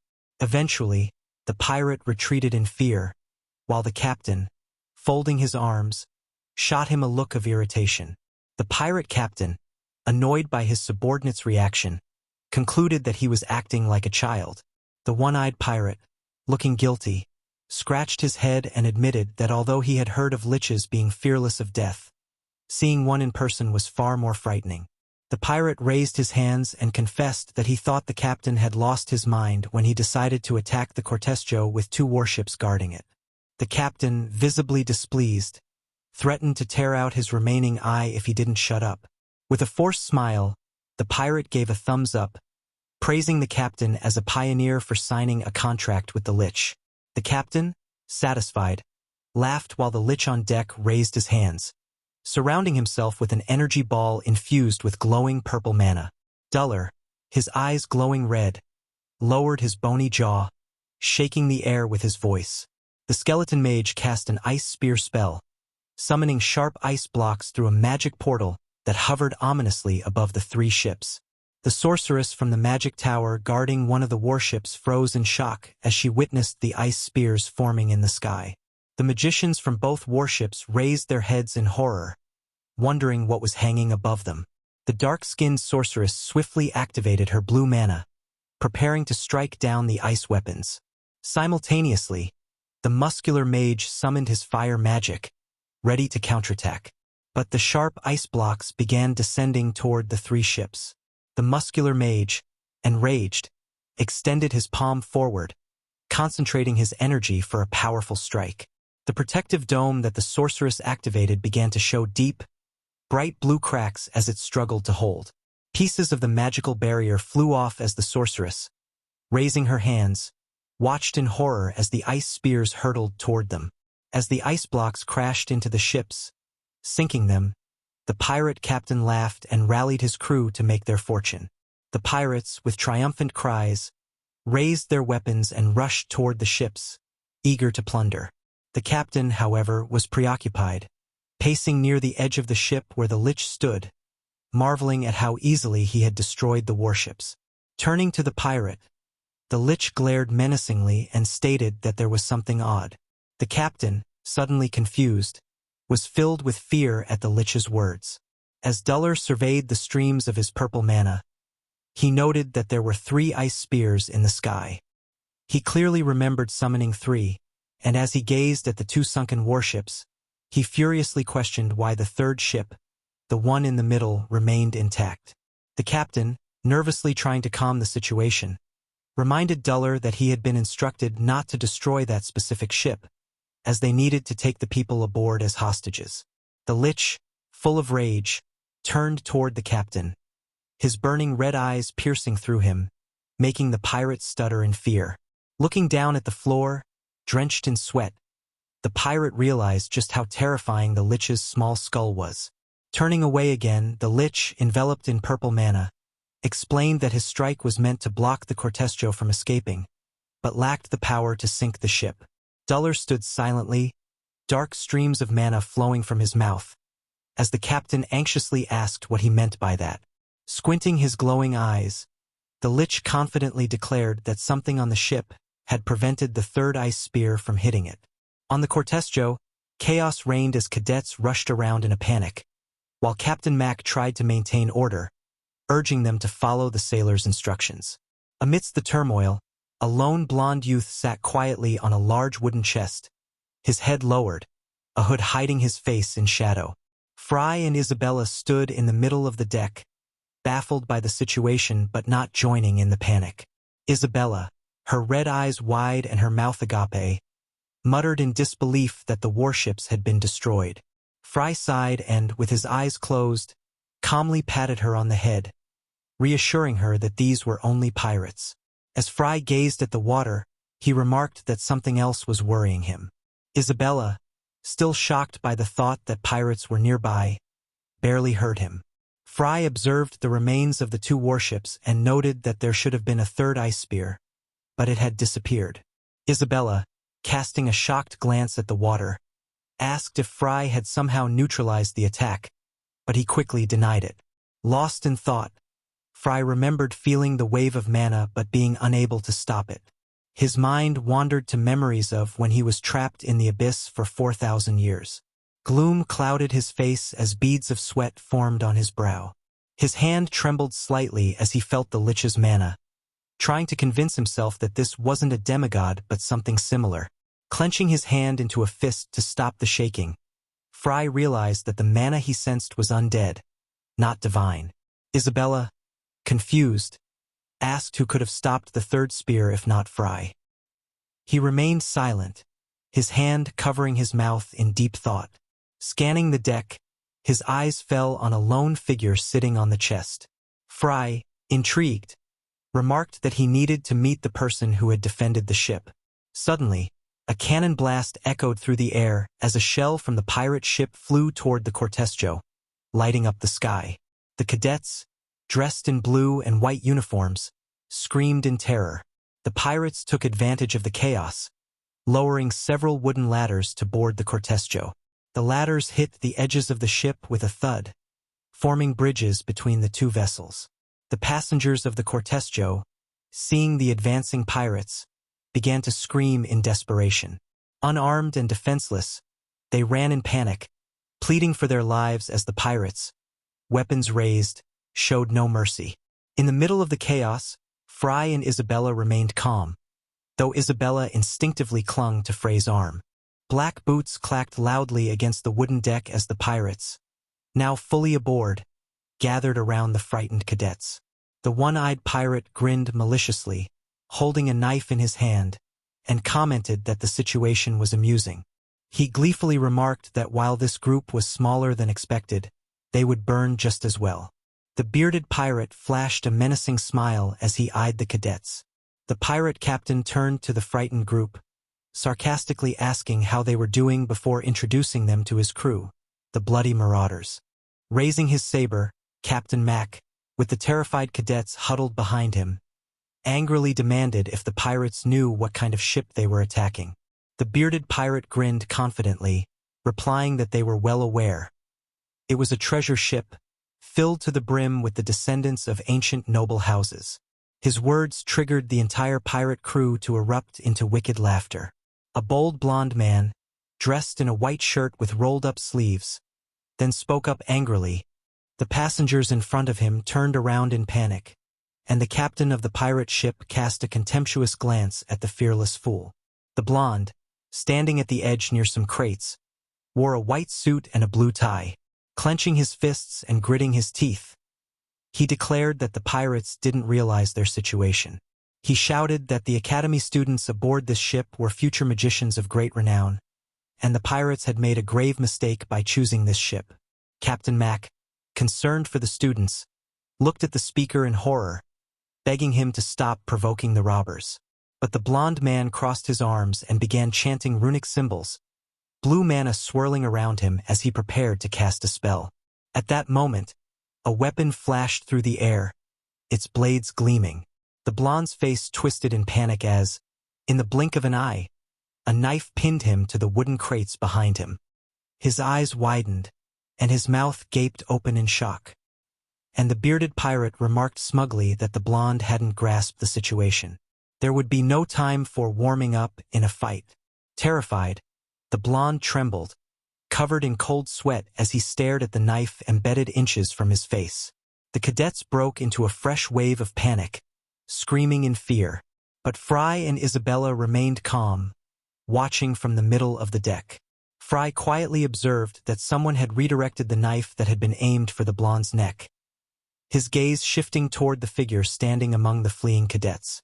Frey spotted a hooded man who also stood motionless amidst the chaos and assumed he had interfered with the attack. The blonde, now quivering with a knife lodged near his head, heard a voice advising him to stay still and not draw any more attention. A man hidden under a hood stood near him, telling him plainly that he couldn't handle pirates. The one-eyed pirate, annoyed that the captain missed his target, folded his arms and tried to brush off the situation.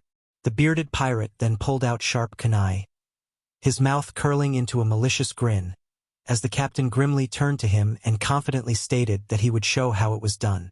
The pirate captain set his sights on a bespectacled cadet, declaring that the weakling would suffice. The bespectacled cadet, terrified by the attention, began to back away in fear and fell to the floor while the other cadets watched in panic. The frightened cadet's blue pants quickly became wet, and a puddle formed beneath him. Pinching his nose from the stench, the pirate captain sneered, saying the boy had wet himself in fear. The bearded pirate suggested they dispose of the coward, and a blue-haired subordinate in a bandana eagerly followed suit, advancing on the trembling cadet. With one swift motion, the pirate hoisted the cadet onto his shoulder, carrying him off while the boy screamed in terror. Just as the pirates mocked their captive, an unknown blond man under a hood objected loudly, but the bespectacled cadet was tossed overboard with a splash. The boy thrashed in the water, screaming for help as he struggled among the wreckage of the destroyed ships. But soon, his cries faded, and he disappeared beneath the surface, unable to stay afloat. The cadets aboard the Cortestio were horrified, and one of them, leaning against the side, grimly concluded that the orc from second class had just been murdered. Meanwhile, the pirate captain, bored, picked his ear with his little finger. Two cadets, enraged by the pirate's cruelty, raised their magical weapons, channeling mana into them. A bow with 3 arrows aimed in mana swirling in their hands. Still picking at his earwax, the pirate captain blew on his finger nonchalantly, commenting that things had become too noisy. Then, 2 powerful blue mana blasts were fired at the bearded pirate, and 2 other pirates were caught in the crossfire. Yet the captain stood calm and unmoved. As the blue stream neared the captain, he smiled, knowing that the lich's magic made him invulnerable to their attacks. A black and gray magical ring appeared around him, absorbing the blows. The cadets, confused and shocked, couldn't comprehend how the bearded pirate had managed to protect himself. The pirate captain grinned happily as the lich's magic swirled around him. Suddenly, dark purple mana streams rushed toward the cadets, chasing them as they desperately tried to escape. The purple energy knocked the cadets off their feet, swirling above the deck and forming a vortex of dark energy. From the center of the vortex, a skull with glowing red eyes began to materialize. A blue-haired cadet, stunned and stammering, exclaimed that this couldn't be real. Another student screamed in disbelief, echoing the sentiment. The cadets began to panic as a formidable lich, dressed in a black robe, appeared on deck. Frey remained still and silent, while Isabella, mouth agape, rhetorically asked if it was truly a lich. Frey's face remained expressionless, bored even, as he observed the monstrous creature. Mac, addressing the pirates, asked if they had entered into a contract with the undead. He tried to explain that liches don't make deals with the living, they use them.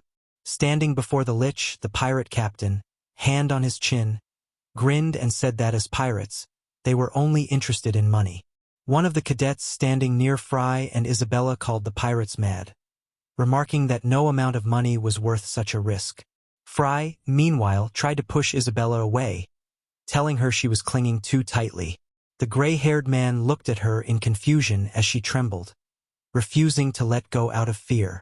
With her eyes shut, Isabella muttered that these pirates were more than mere marauders and clarified that the passengers of the ship were in real danger. She noted that the lich's power, which darkened the sky, was at least 5 stars, far beyond the strength of the 4th-level battle mages aboard. Suddenly, the lich, Deller, demanded that the person who had blocked his magic reveal themselves. His burning red eyes scanned the crowd of passengers, and his words sent a wave of tension through the pirates and crew. Deller declared confidently that he knew someone on deck had the power to stop him and demanded they come forward. In response to the lich's threats, many ice spears appeared from dark portals above the deck. Deller menacingly declared that if the person didn't reveal themselves, he would kill everyone aboard. The cadets, trembling in fear, stared up at the looming ice weapons. Captain Mac, swallowing hard, nervously tried to warn the Lich about the consequences of such drastic action. But Deller turned toward him, his red eyes flashing in anger. The captain looked away, thoroughly cowed by the skeleton's terrifying presence. Suddenly, footsteps echoed on the deck as a man in black boots calmly approached the Lich. The hooded figure stopped in front of Deller, raising his hand.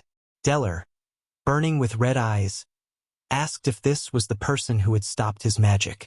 The blond man in the hood quietly affirmed that it was. The Lich then demanded the man's name, his voice filled with fury as the cadets and pirates watched intently. The blond man slowly removed his hood, revealing his face. The gathered students were shocked, including Isabella, who clung to Frey's arm, her mouth open in disbelief. Frey, less surprised than the others, recognized the man beneath the hood. The blonde, who had halted the Lich's magic, revealed his name, Peruin June. Tilting her head to the side, the amazed Isabella repeated the hero's name with a questioning intonation, after which Frey asked in bewilderment if she really knew him. The girl began to explain that there was no one in their academy who did not know this man. In addition to the fact that Peruin is a member of the prestigious club of noble gentlemen, he is also a scion of one of the 3 most influential families of the empire. Isabella, with wide eyes, said that Peruin has excellent grades, and they constantly compete for the top ranks in the academy. After this speech, Frey gloomily asked if she was really going to brag, to which she, hiding behind him, began to deny it. Isabella admitted that although she and Peruin have almost the same grades, the guy is on a completely different level. The girls on the deck all blushed, not expecting to see the most famous guy at the academy here. All the students rejoiced, standing behind Peruin and exclaiming that now they were definitely saved. Isabella remarked that Peruin possesses magic that sometimes goes beyond the understanding of the students, looking at him with full belief in his victory in the current situation. But Frey suddenly announced the academy's favorite would lose. The girl looked at him questioningly, asking what he meant. Frey pointed out that Peruin was barely standing, breathing heavily, with traces of blood on his lips. The gray-haired hero cast a cold gaze forward. Looking at the Lich, Frey concluded that it was beyond the 5th level, while Peruin, at his best, had just barely reached it, which had humbled his arrogance somewhat. The fact that Peruin managed to repel magic of a much higher level and not die was a real miracle. Taken aback, Isabella implied that Frey must have a level higher than the Lich, but Frey, looking bored, denied it. He glanced at her with irritation, again asking her to stop clinging to him, because he was getting hot. Meanwhile, Peruin, holding his lips, complained to himself about choosing this troublesome ship. Sighing heavily, the blonde thought that he had deliberately chosen a secluded spot away from everyone, only to now find himself in the middle of trouble. Peruin's hands were shaking, and he realized that today was not his day, and after reflecting the magic, his body felt very fragile. Looking at the towering undead, Peruin concluded he was no match for Deller, the Lich. To Peruin's surprise, the Lich responded by saying today was his day, leaving him perplexed. The skeleton, with his eyes glowing menacingly, declared that he hoped to make excellent use of Peruin as material. Peruin's fear deepened with every word the Lich uttered. The Lich glared at him with blazing red eyes, and the overwhelmed Peruin shut his eyes in terror, not wanting to see the monster in front of him. When the pirate captain was asked what the purpose of all this was, he pointed at himself in confusion. Then, breaking into a malicious grin, the bearded man said that it was nothing special. Feigning innocence, the captain placed his hand on his chest and declared that, although things looked dangerous, the students were simply going through a difficult trial.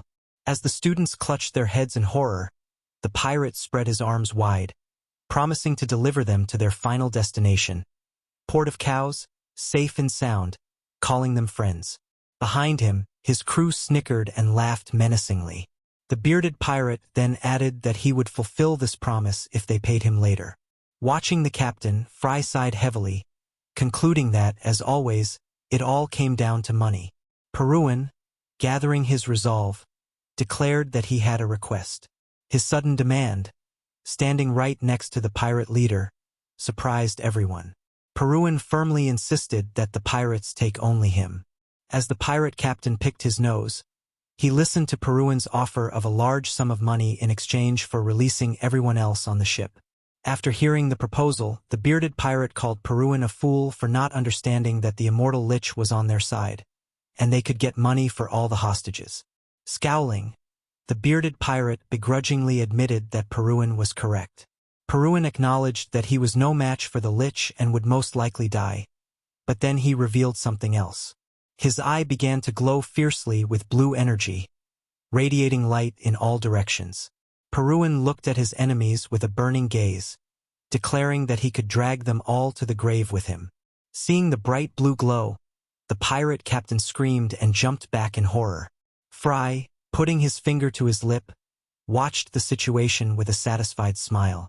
He mused that the more he watched, the more he liked this crazy Peruin. With a thoughtful look, Frey commented that this country had a bright future, and Isabella, bewildered, asked if he had even heard of Peruin before. The lich, opening his bony jaw, coldly declared that he refused to be intimidated. Releasing streams of magic, Deller stated that with Peruin's mana level, it was nothing but empty bravado. Peruin opened his mouth in horror as streams of purple mana surged toward him. Dark stripes surrounded him from all sides, but he rushed forward. Stretching out his skeletal hand, the lich declared menacingly that he would absorb Peruin completely, turning his body into an undead vessel. Dark ribbons wrapped around the screaming Peruin, binding him hand and foot, and Deller declared that Peruin now belonged to him. Smirking maliciously, the pirate captain declared that negotiations were over and loudly ordered his crew to grab everyone and drag them aboard the pirate ship. The deck filled with the terrified screams of the cadets as they were taken hostage by the brutal pirates. The pirates took pleasure in capturing the defenseless passengers of the Cortizo. Two large men grabbed some of the girls who screamed in fear and disgust. The one-eyed pirate, observing the situation with satisfaction, called out excitedly, celebrating their success. Then, his gaze landed on Isabella, who was clutching Frey's hand in terror. Slowly approaching her, the pirate sarcastically suggested they play with dolls, while Isabella hid behind Frey in panic. The one-eyed pirate then turned to Frey, calling him a scoundrel and demanding he step aside. Frey, looking around nonchalantly, asked if the pirate was addressing him. With a mocking grin, the one-eyed man replied that he saw no other weakling here. Frey, stepping in front of Isabella, spread his arms wide and criticized the pirate's poor manners, to which the pirate responded with a sneer. Calling Frey a good boy, the pirate added that it was time for him to sleep, otherwise he'd have to punish him. Frey, unfazed, invited the pirate to try, while Isabella stared at him in disbelief. The cadets watched in confusion, thinking Frey had gone mad. One dark-haired student shouted, asking Frey to calm his ambition, but Frey casually replied that they hadn't seen each other in a while and asked how he was doing. The one-eyed pirate, displeased, stamped loudly on the wooden planks and drew his saber, yelling that Frey was asking to be taught a lesson. The bound cadets watched in terror, while Frey stood still, his expression unchanging. The pirate, enraged, swung his blade at Frey, but in the next moment, the pirate was flying backward with his teeth knocked out. He was thrown far from Frey and Isabella by a powerful stream of energy. A whirlwind spiraled behind the pirate's flying body, and Frey, looking coldly after him, remarked that he knew his place perfectly well. The pirate's body flew overboard and plunged into the sea with a loud splash. The pirate crew stood in shock, their faces pale with horror as they watched their comrade fall. The cadets on board were equally perplexed, wondering aloud what had just happened. All eyes turned to Frey, the supposed failure of the academy, who had somehow managed to defeat the pirate. Frey, looking slightly concerned, stood in front of Isabella, shielding her from any further harm. Peruin, witnessing Frey's incredible speed, was stunned. Using mana, Frey had accelerated to an astonishing degree and struck the pirate with precision, his speed and power leaving Peruin in disbelief. Although he had suspected Frey of hiding some abilities, He had never imagined they could be this advanced. Isabella, blushing, turned to Frey, who had stretched out his arms to protect her. Frey, with a calm expression, placed his hand on the top of Isabella's head, causing her eyes to widen in surprise. With a reassuring tone, Frey told her not to worry, as the pirate was stronger than her. As he turned his back to her, Frey remarked that he had simply balanced the odds. He stepped back, and Isabella, still bewildered, touched the top of her head where his hand had been. Frey's gaze then shifted to the remaining pirates who had captured the Cortejo. His eyes narrowed, dark and foreboding. He asked the stunned pirates what their next move would be. A pirate with blue hair and a bandana scratched his head and sneered, calling Frey a show-off trying to impress the others, claiming he would soon die for it. In an instant, Frey surged forward, cutting through the air currents with furious speed, leaving the pirate stunned. The blue-haired pirate's mouth hung open, trying to comprehend how Frey had moved so quickly. The Lich watched silently, his burning red eyes tracking Frey's movements, noting the incredible speed. Then, without warning, blood splattered into the sky as Frey struck. The blue-haired pirate screamed in pain, his eyes rolling back. Frey had pierced the man's torso with his mana-infused hand, coldly remarking that the pirates should have accepted Peruan's offer. As the pirate doubled over, spitting blood, Frey added that, unlike Peruan, he was far less merciful. The other pirates gripped their weapons tightly, fear creeping into their expressions. Frey calmly explained that they could have avoided this bloodshed and gone their separate ways, but now there was no turning back. As blood poured from the blue-haired pirate's eyes, nose and mouth, Frey commented that they hardly seemed human at all. The remaining pirates, full of rage, charged at Frey from all sides, eager to overwhelm him. But Frey, his eyes glowing with blue mana, grabbed the bandana-wearing pirate by the throat and hurled his body towards two more pirates, knocking them down like dominoes. Frey unleashed a flurry of blue magic, creating powerful whirlwinds that ravaged the pirates, leaving nothing but carnage in their wake. Three more pirates, hoping to catch him off guard, crept up behind Frey and attacked with a battle cry. But another stream of Frey's energy struck them, reducing their bodies to bloody remains. As the magical vortexes around Frey's hands began to dissipate, the pirate captain stood in shock, unable to comprehend what had just happened. The Lich, still calm and observant, watched with curiosity. Now switching to physical combat, Frey punched one pirate in the face while kicking another in the head with a powerful mana-infused strike. He created another energy vortex, lifting several of his opponents into the air, their bodies swirling around him as he prepared to finish them off. The cadets who had once tried to fend off the pirates now stood in stunned silence, watching in awe as Frey decimated the enemy forces. A large pirate in a red vest, holding a cadet hostage, trembled with fear as he tried to comprehend who Frey really was. His face contorted with terror when Frey rushed towards him at full speed, leaving a trail of magical energy and dust in his wake. Frey's furious, glowing eyes locked onto the pirate, and with a powerful kick, Frey sent the man flying, freeing the terrified cadet. Frey leapt into the air, knocking down several more pirates. He stomped on one of them with his boot, crushing the pirate's cheek into the deck, before springing to the side, causing the remaining pirates to accidentally slash each other with their blades. They fell to the wooden planks, screaming and cursing as they tried to figure out who had injured them. One bald pirate shouted in rage, vowing to kill Frey. Surrounded by swirling magic, Frey concentrated his mana into his hands, creating a bright energy ball. The pirates, now lying helpless on the deck, begged him to stop. But Frey, his face hard with determination, unleashed the mana ball upon them, scattering their bloody remains across the ship. When the dust settled, only broken wooden planks, discarded weapons, and bloodstains were left on the deck. Frey landed gracefully, standing among the swirling air currents, his face calm and composed. But then he glanced sideways. A bald pirate had taken Isabella hostage, holding a blade to her neck.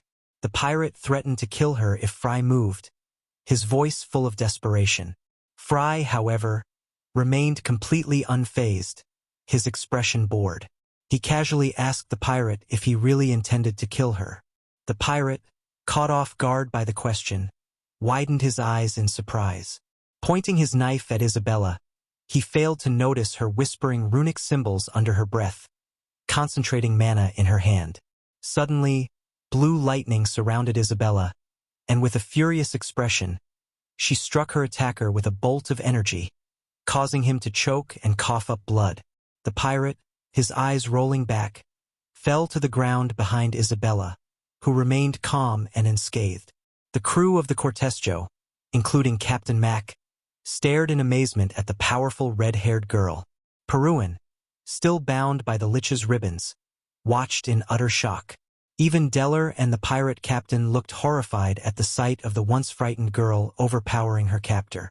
Isabella, stroking her hair nonchalantly, turned her gaze to Frey standing across from her. Smiling, she asked how he liked her magical skills. Frey winked at her with a grin, responding that she was just showing off. As Frey fought, the pirate captain clapped his hands, clearly impressed.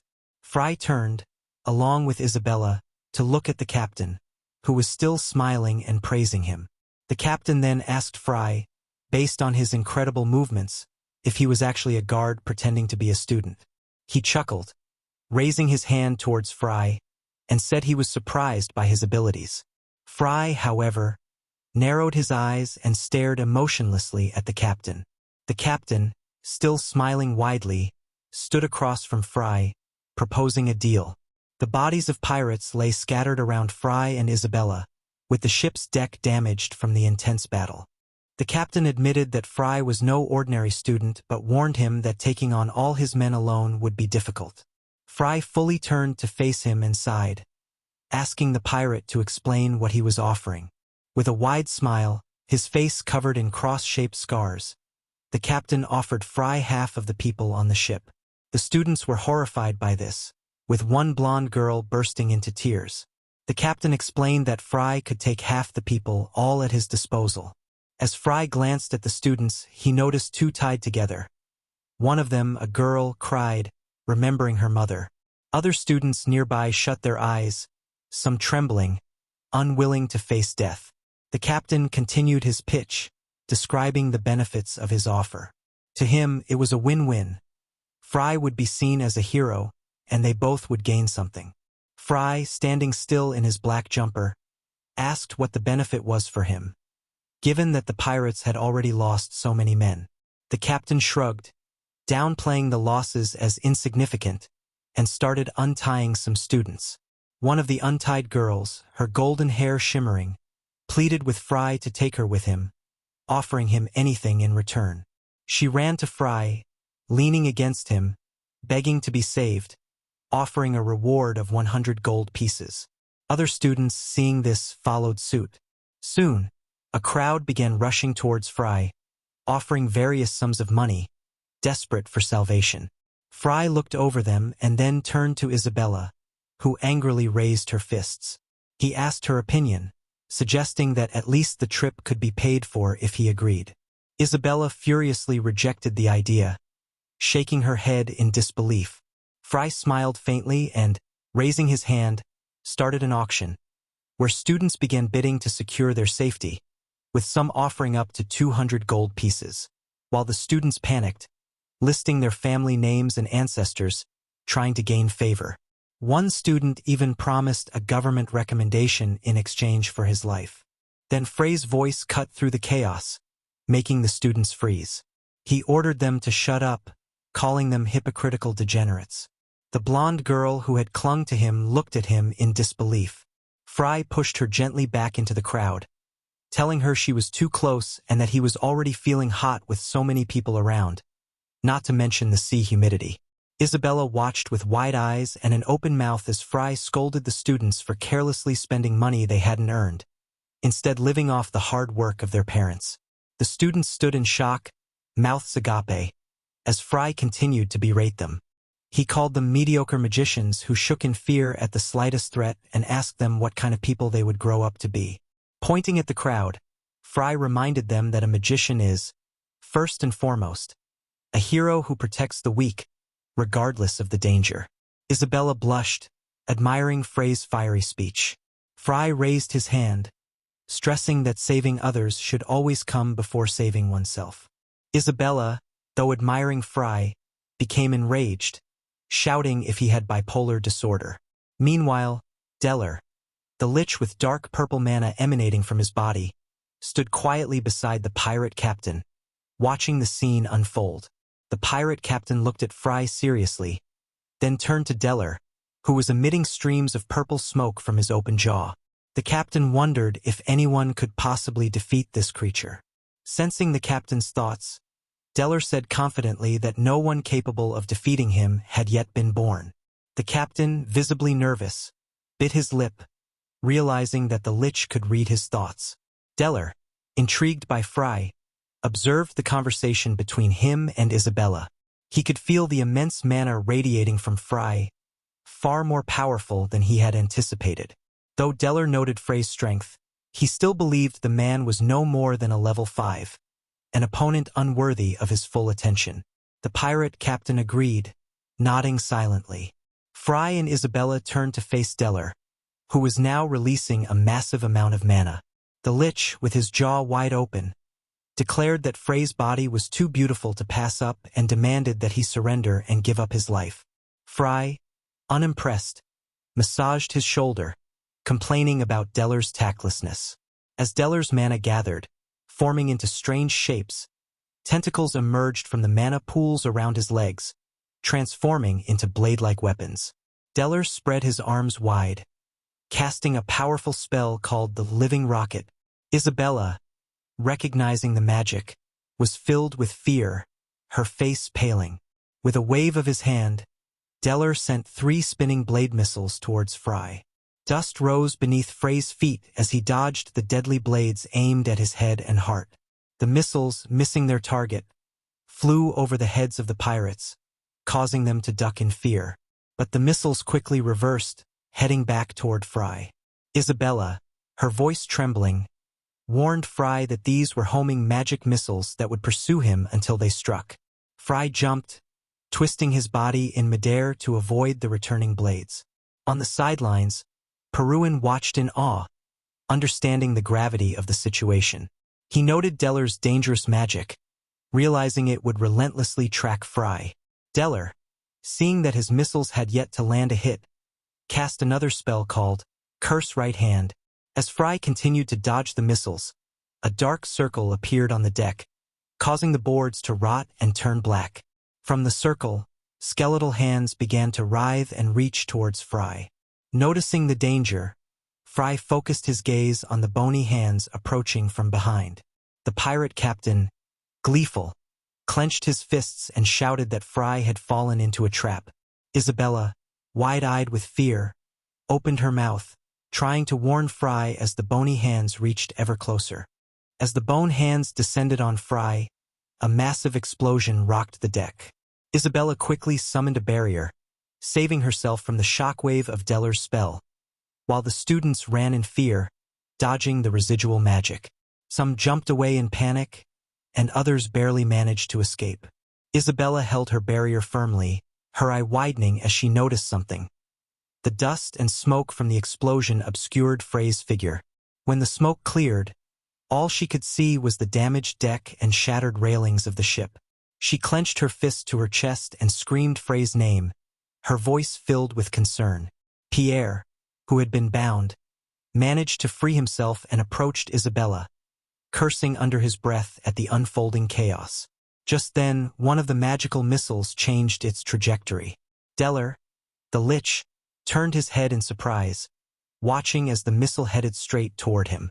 Before it could hit, a purple barrier appeared, deflecting the attack. Deller, hovering slightly above the deck, spread his arms, casting barrier magic to protect himself. His eyes narrowed as he analyzed the situation, realizing something was amiss.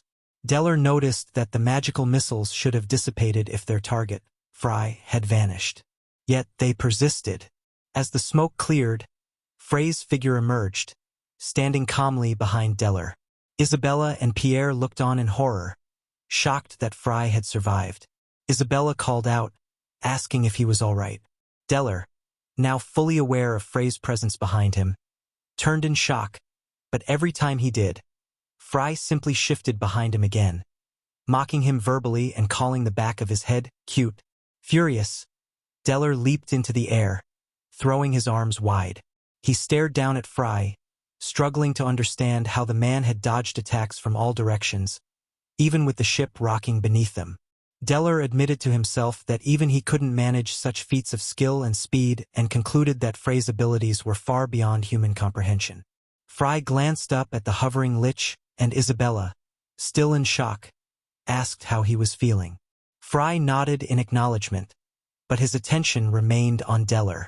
At that moment, Deller began to conjure a powerful ice spear, forming massive icicles that hung ominously above the ship. The students below looked up in terror as the icy projectiles prepared to rain down upon them. With a wave of his hand, Deller sent the ice spears crashing down, but before they could hit, they collided with a massive barrier. Deller was stunned. He couldn't believe what he was seeing. A barrier large enough to cover the entire ship, created by Frey. Frey, with his hand raised, had formed the core of the barrier, deflecting the lethal attack. The lich's disbelief grew as he watched, realizing the reality of the situation. Pierre and Isabella were also left speechless, struggling to comprehend how Frey had summoned such a powerful defense. With a massive piece of ice forming above him, Deller decided to escalate the situation. Pierre shouted in alarm at the sheer size of the spear, and Frey, with a quick motion, leaped into the air to meet the attack head-on. He jumped straight onto the ice spear, leaving a white trail behind him as the massive weapon began to crumble in midair. Shards of ice flew in all directions, while Frey, now surrounded by mana, appeared right in front of Deller. Isabella and Pierre raised their hands, using barrier magic to protect the ship from the falling debris. As the barrier enveloped the entire ship, Frey confronted Deller in midair. The lich, seething with rage, declared that Frey, a mere level 5, could never be his equal. Frey, uninterested in Deller's boasts, stared him down and asked if the lich even knew magic beyond the 5th level. Confused and enraged, Deller shouted that Frey dared to challenge him and demanded to know who he really was. Frey, with a calm demeanor, introduced himself as the eternal loser of the West Road Academy, Frey Blake, and added that it was merely a name, but his real identity was far more significant. He revealed that he had returned after 4,000 years to teach fools like Deller a lesson. Deller, unable to process this revelation, charged at Frey, casting a darkness spell. A powerful explosion ensued, but Frey swiftly reappeared behind Deller.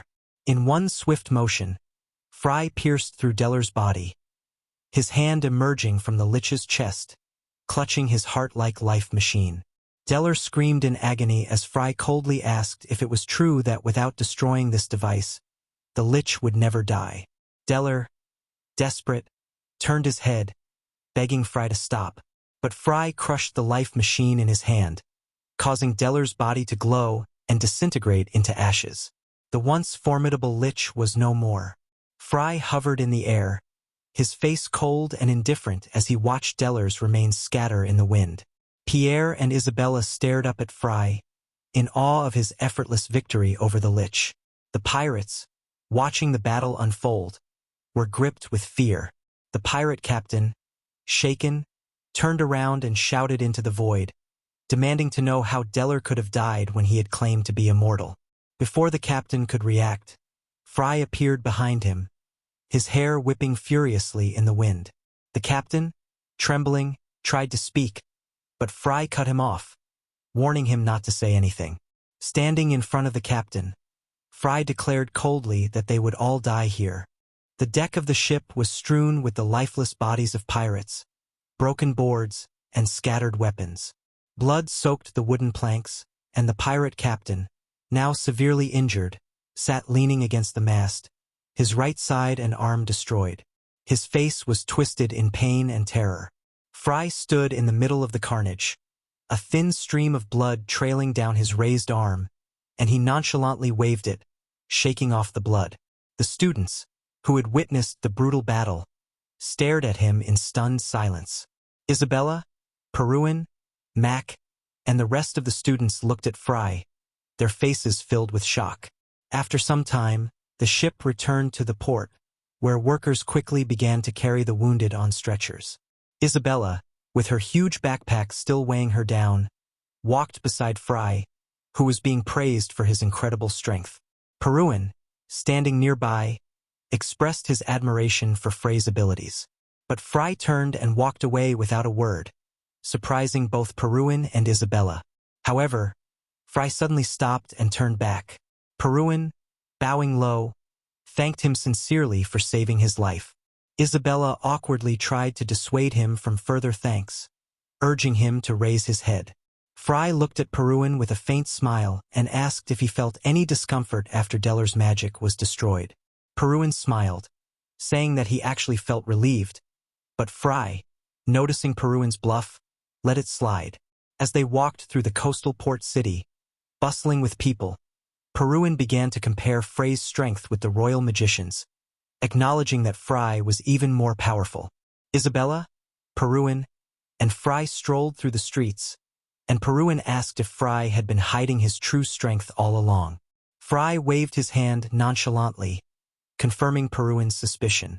Peruin was amazed, his eyes wide with disbelief. Suddenly, Peruin extended his hand, offering Frey a place in his prestigious June clan as a token of gratitude.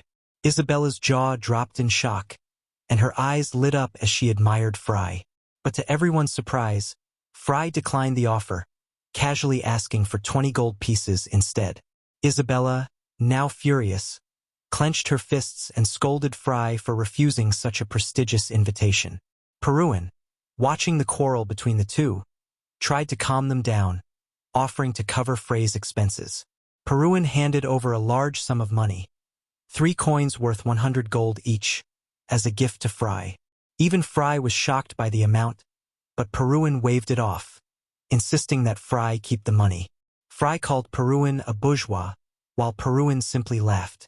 They continued walking through the market, Peruin talking about his upcoming wedding preparations, and Frey asked if Peruin's fiancée had a sister or aunt. Isabella, embarrassed and angry, scolded Frey for his inappropriate thoughts. Peruin, chuckling at their banter, explained that his fiancée was from a prestigious family and that he had to prove himself. Frey reassured Peruin, telling him not to worry because he was handsome and had nothing to fear. Peruin, though embarrassed, thanked him, and Frey squeezed his shoulder, urging him to let him know if there were any available relatives. Isabella, mortified, dragged Frey away as they continued their playful argument. Peruin, watching their antics, began laughing heartily. He told them he hadn't laughed like this in a long time and called them a cheerful pair. As they reached a massive stone bridge overlooking a river, it was time to part ways. Peruin reminded Frey to visit the June clan, not wanting to seem ungrateful. Frey, to Isabella's shock, casually said they would visit if they had time. After Peruin left, Frey turned to Isabella, commenting that Peruin was a normal aristocrat, and in his opinion all aristocrats should be like him. Frey smiled, thinking about the money, but Isabella became gloomier. Her body began to tremble with rage, and soon the two began quarreling again, their voices echoing over the bridge. Isabella posed confidently in a knight costume, wielding a huge sword. After a quick change, she appeared in elegant countess attire with a bright red cloak and asked Frey how she looked. Frey's face flattened with irritation as he sarcastically suggested that she might as well go naked. Pointing his finger at her, he scolded Isabella for planning to go to the mountains in such impractical clothing, telling her to choose something lighter so she could move freely and change quickly if needed. Isabella's face turned red with embarrassment and steam seemed to rise from the top of her head as she yelled at Frey, saying she just wanted to try on beautiful clothes. Frey stood there, watching as Isabella stormed off with her cheeks puffed out in frustration. The shopkeeper, watching the interaction, crossed his fingers and remarked that Frey's companion clearly wasn't used to such adventurous trips. In the bustling city, with a small fountain in the streets and a large gate leading into the city walls, Frey walked alongside Isabella, who had now donned purple leather armor. She looked fierce, her outfit consisting of armlets, pauldrons, and thigh-high stockings attached to her boots. Frey, carrying a small bag, marveled at its magical properties. Despite its small size, it could carry far more than it appeared. As they walked, Frey noticed Isabella's mood and asked why she seemed so upset. Isabella, clearly annoyed, shot back, asking why he cared. Frey exhaled, watching the busy streets of the city. He thought about how much the technology and population had advanced since his time. Though warp stones were now a part of daily life, they didn't exist in his time. As they continued their journey, Frey reflected on the demigods he once encountered, pondering if they had deliberately stunted human progress out of fear that humanity might one day grow strong enough to challenge them. Lost in his thoughts, Isabella snapped him out of it, announcing their arrival at the warp stones. Frey admired the organization of the ceremony, observing 5 round warp stones set in a large circular platform on a hill. A watchman announced the imminent warp through a loudspeaker, warning everyone not to step outside the magic circle. Frey was impressed by the warp technology but was quickly scolded by Isabella. A bright light engulfed the entire area as the teleportation magic activated, causing Isabella to yell in shock. In a flash, they were transported to a different platform, near the towering mountains of Spain. Frey, amazed, noted that some places had remained unchanged even after 400 years.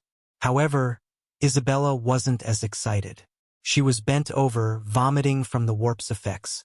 Frey stood nearby, bemused, recalling that he had warned her about nausea. Isabella wiped her face and blamed her empty stomach for her condition, while Frey silently wondered why he had brought her along. They soon found themselves in a lively bar within the city at the foot of the mountains. The bar was bustling with people enjoying their meals and drinks. Frey sat down and ordered a beer, which immediately surprised and embarrassed Isabella.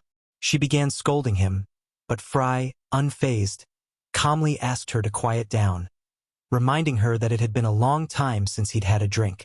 Isabella, shocked and trembling, opened her mouth in amazement as Frey questioned why beer wasn't served at the academy.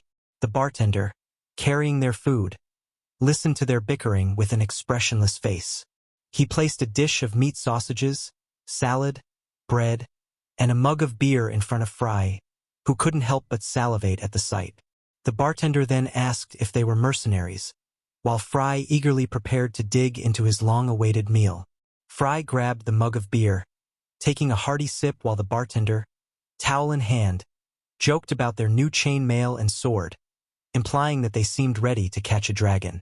Frey, savoring the taste of the beer, put down his mug, seemingly enjoying the moment.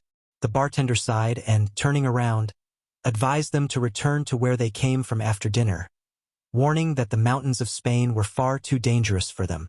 Isabella, glancing at the bartender, acknowledged the danger, mentioning that they had heard the mountains were called a paradise of monsters.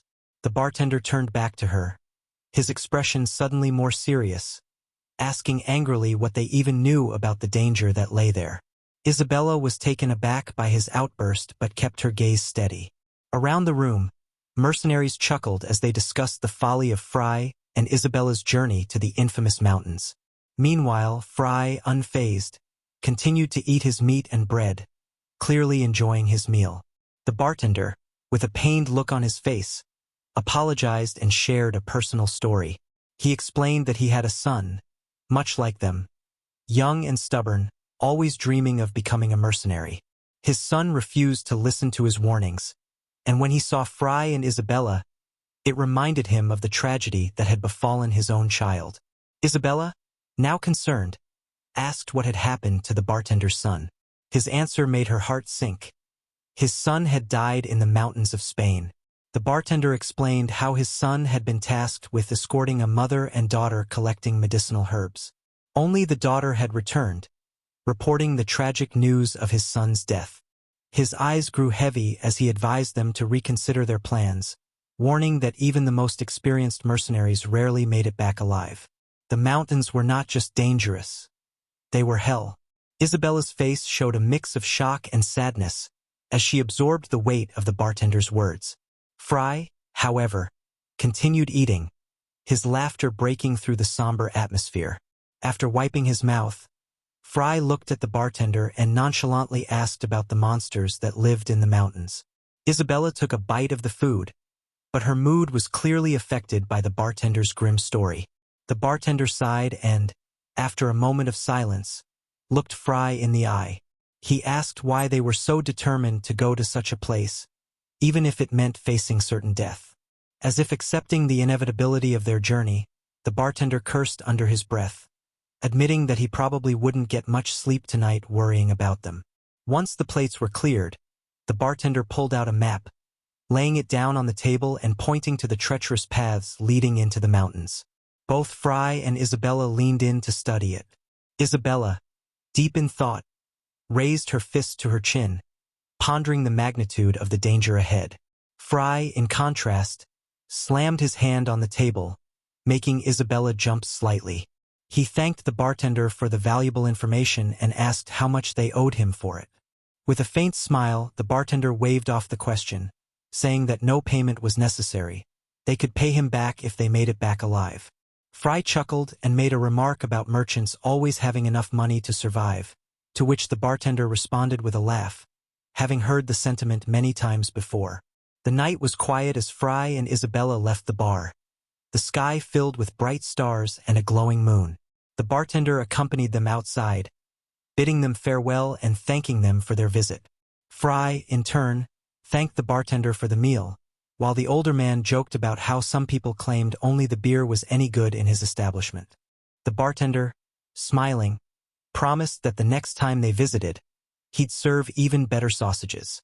As Frey and Isabella turned toward the looming mountains of Spain, their next destination under the cover of the starry night, they silently prepared themselves for the dangerous journey ahead.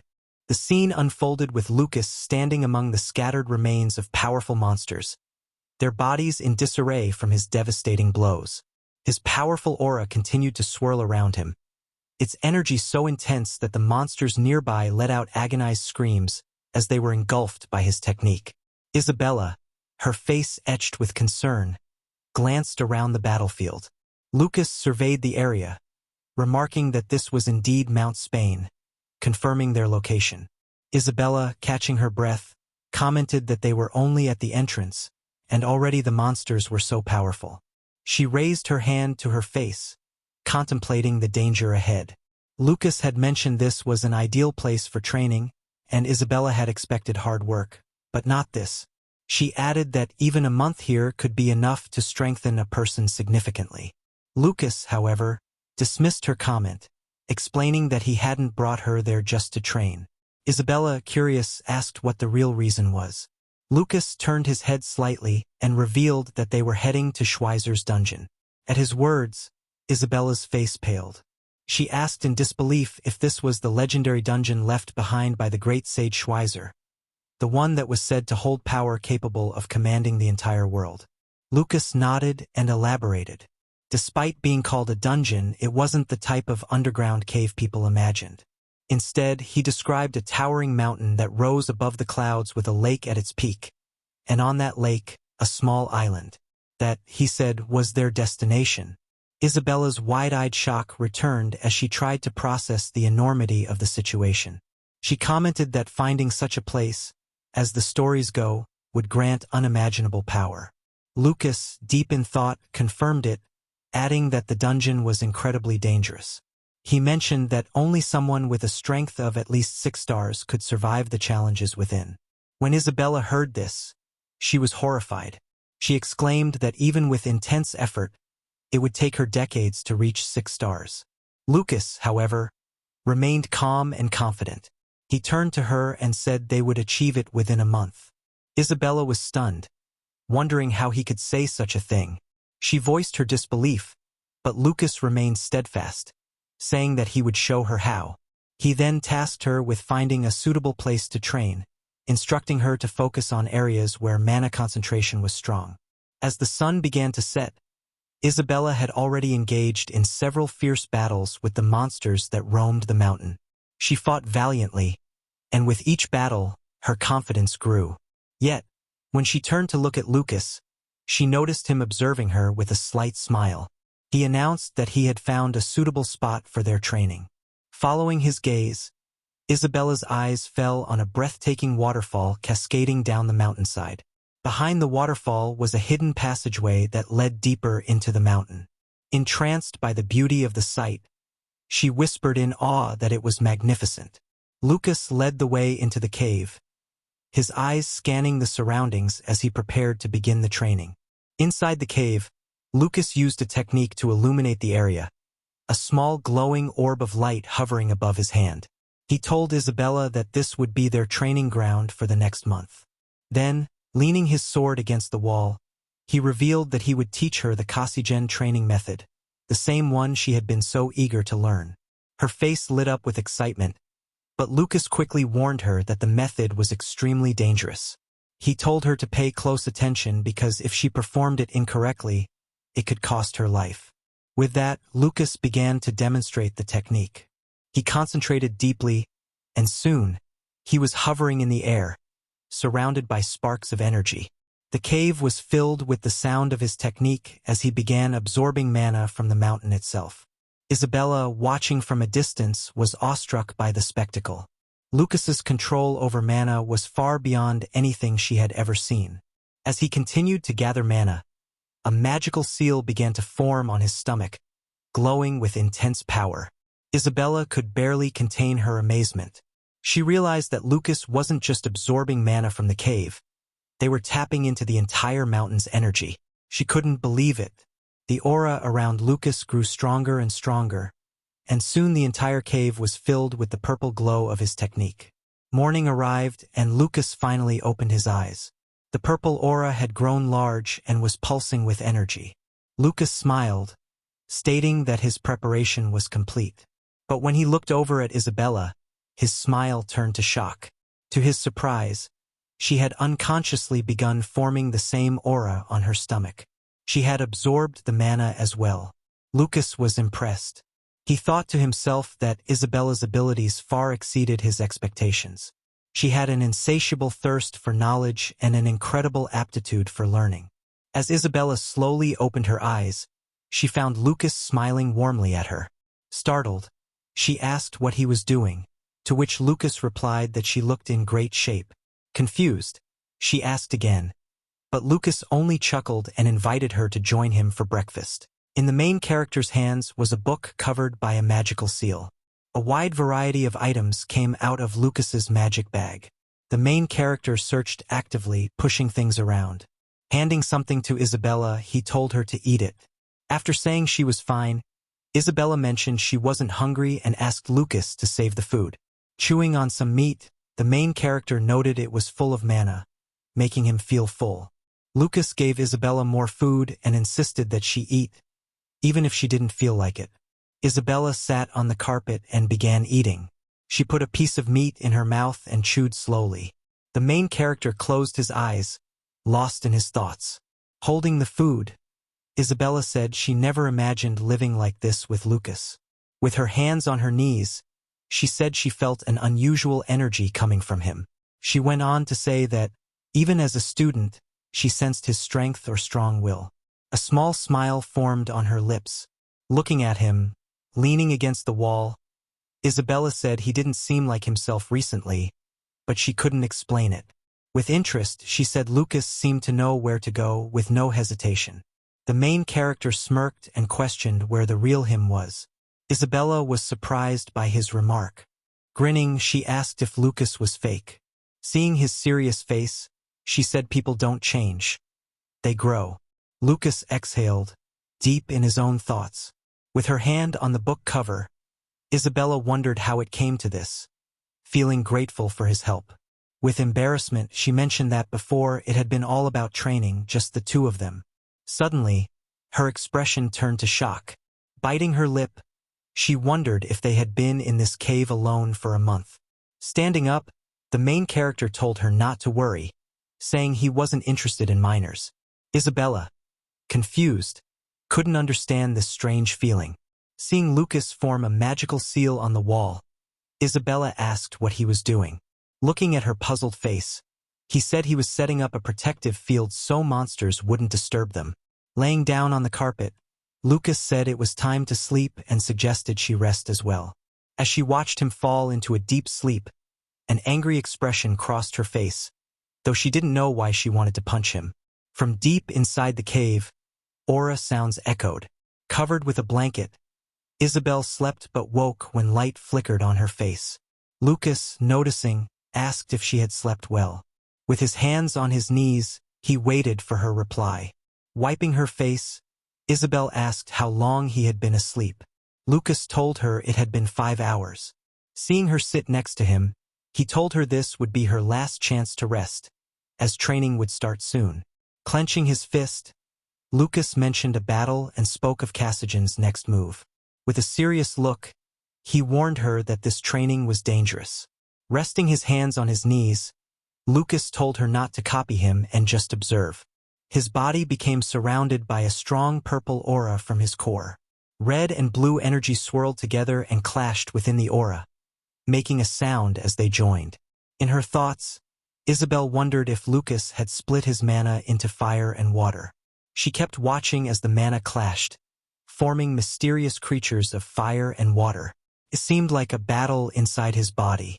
The fiery creature struck first at incredible speed. Lucas's eye turned icy. The ice creature raised its hands in defense. The fiery creature, full of anger, raised its hands to block the attack. Lucas's other eye glowed with fire, and flames poured from the fiery creature's body. Isabella realized that balance had to be precise to avoid one element overpowering the other. She imagined creatures on scales carefully balanced. Excited, she thought it was an amazing method. Watching Lucas meditate deeply, Isabella thought this was the essence of his struggle. Biting her lip, she stayed still in concentration. Closing her eyes, she knelt and tried to replicate his technique. A purple glow formed as her aura gathered in her stomach. Her fire and water aura tried to combine, but suddenly, blood spilled from her mouth. She fell to the ground, writhing in pain. Looking at the blood, she realized how painful it was if the balance tipped. Glancing at Lucas, she noticed how calm he was, as if in meditation. Lucas's hair whipped in the wind. Again, Isabella wondered who Lucas really was. Watching the powerful waterfall, Isabella stepped into the water. She placed her hand on her head and began washing it. Then, placing a towel on her neck, she froze in place. Once on land, she put the wet towel into her backpack. Her hand moved toward a nearby stone. Her eyes fell on several pieces of cobblestone. She brushed the remaining rubble off the stone and picked it up from the ground, pointing it at the block. Placing it beside another stone, Isabella reflected that 2 weeks had passed, noting that the main character hadn't moved during that time. Lost in thought, she turned her head. As she stared at the raging waterfall, she wondered how long these terrible lessons would last. After crossing the magical barrier, Isabella entered the cave and squatted down, placing her backpack on the ground. She stared at a point in the distance. Powerful bursts of blue aura filled the air. The protagonist, legs crossed, was in deep meditation. Surprised, Isabella thought about the materialization of mana, realizing that Lucas had reached the 6th star in just 2 weeks. Standing up, she couldn't believe it in her thoughts. Continuing to think, Isabella marveled at the possibility of such rapid growth. Blue aura still emanated from Lucas's body. Frowning, Lucas thought it was still slow and needed to be faster and more efficient. Suddenly, bursts of blue aura enveloped the cave. Sitting next to Isabella, she placed her hands on her knees. Closing her eyes, she focused on forming a fighting technique. Outside, heavy rain poured down, and the streams of water were overflowing with aura. A nearby bush was blowing wildly in the wind. Raindrops covered the scattered stones. The bodies of the meditating figures were filled with bursts of blue aura. Suddenly, sharp pain filled Isabella's gaze with horror. She bent forward, coughing harshly. Wiping her face, Isabella said that losing concentration for just a moment could throw off the entire balance. Looking at her hand, covered in a blue aura, she still found it hard to believe such growth was possible. She thought about Cassigen's method and the so-called fight. Stretching her hands, Isabelle noted that the technique required immense patience and endurance, wondering if the great mages of old truly dedicated themselves to such a harsh method. She checked her clothes for a smell, suddenly turning her head at a loud roar. Her eyes locked on the barrier, which she believed was collapsing. Isabelle assumed something was trying to break through. The magical barrier shattered into fragments. A creature appeared before Isabelle, its body engulfed in bright flames. The light reflected off Isabelle's face. Frozen in place, she stared at the monster. The main character opened his eyes, coming out of meditation. Leaning on his knee, Lucas declared that a phoenix stood before them. Horrified, Isabelle wondered if it was a rare divine creature. With his hands on his hips, Lucas turned to the side, a slight smile on his face. Isabelle, worried, stared ahead. Lost in her thoughts, she watched as the phoenix spread its wings and let out a piercing roar. She recalled thinking there might be monsters in the Spanish mountains, but she hadn't expected a divine one. Lucas extended his hand and said the phoenix had been attracted by the uncontrolled mana released during the training. Standing in front of the phoenix, Lucas asked it to come closer. Isabelle, frightened, told him it was dangerous. She stated that divine monsters couldn't be tamed by humans. The phoenix's body glowed brightly. Smiling, Lucas asked Isabelle to watch closely, saying the phoenix had come for help. Isabelle, surprised, tried to call out to Lucas, shocked by what she saw. Her gaze fell on Lucas as he placed his hands on the phoenix's face, healing it. His hand rested on the divine creature's head. Slowly, Lucas began to stroke it. With disbelief, Isabelle remarked that the phoenix's plumage was made of flames, amazed that Lucas was simply petting it. Looking at the phoenix, which had closed its eyes, Lucas said the creature didn't see him as an enemy. Several scars were visible on the phoenix's body. Lucas pointed out that the wounds were caused by giant claws and had come close to striking the heart. He added that the phoenix survived only by a miracle. Isabelle, stunned, wondered if phoenixes could even die. Lucas explained that unlike other creatures, phoenixes are freed upon death, though that doesn't make them immortal. Isabelle stood still, taken aback. The rain outside continued to pour heavily. Lucas wondered aloud what could have caused such a severe wound. Lucas assumed that the phoenix had faced an opponent it couldn't defeat. Observing the divine monster, Lucas believed he could help. A soft smile appeared on Lucas's face as the phoenix's eye was enveloped in blue aura. Squinting, the phoenix remained still, while Lucas placed his hand on it and began the healing process. With a smirk, Isabelle thought Lucas was treating the phoenix like a small bird. Lowering his gaze, Lucas said his training enabled him to completely heal the creature.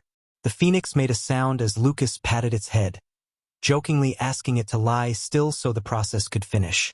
Purple aura particles swirled around Lucas's face, and Isabelle, surprised, observed his expression closely.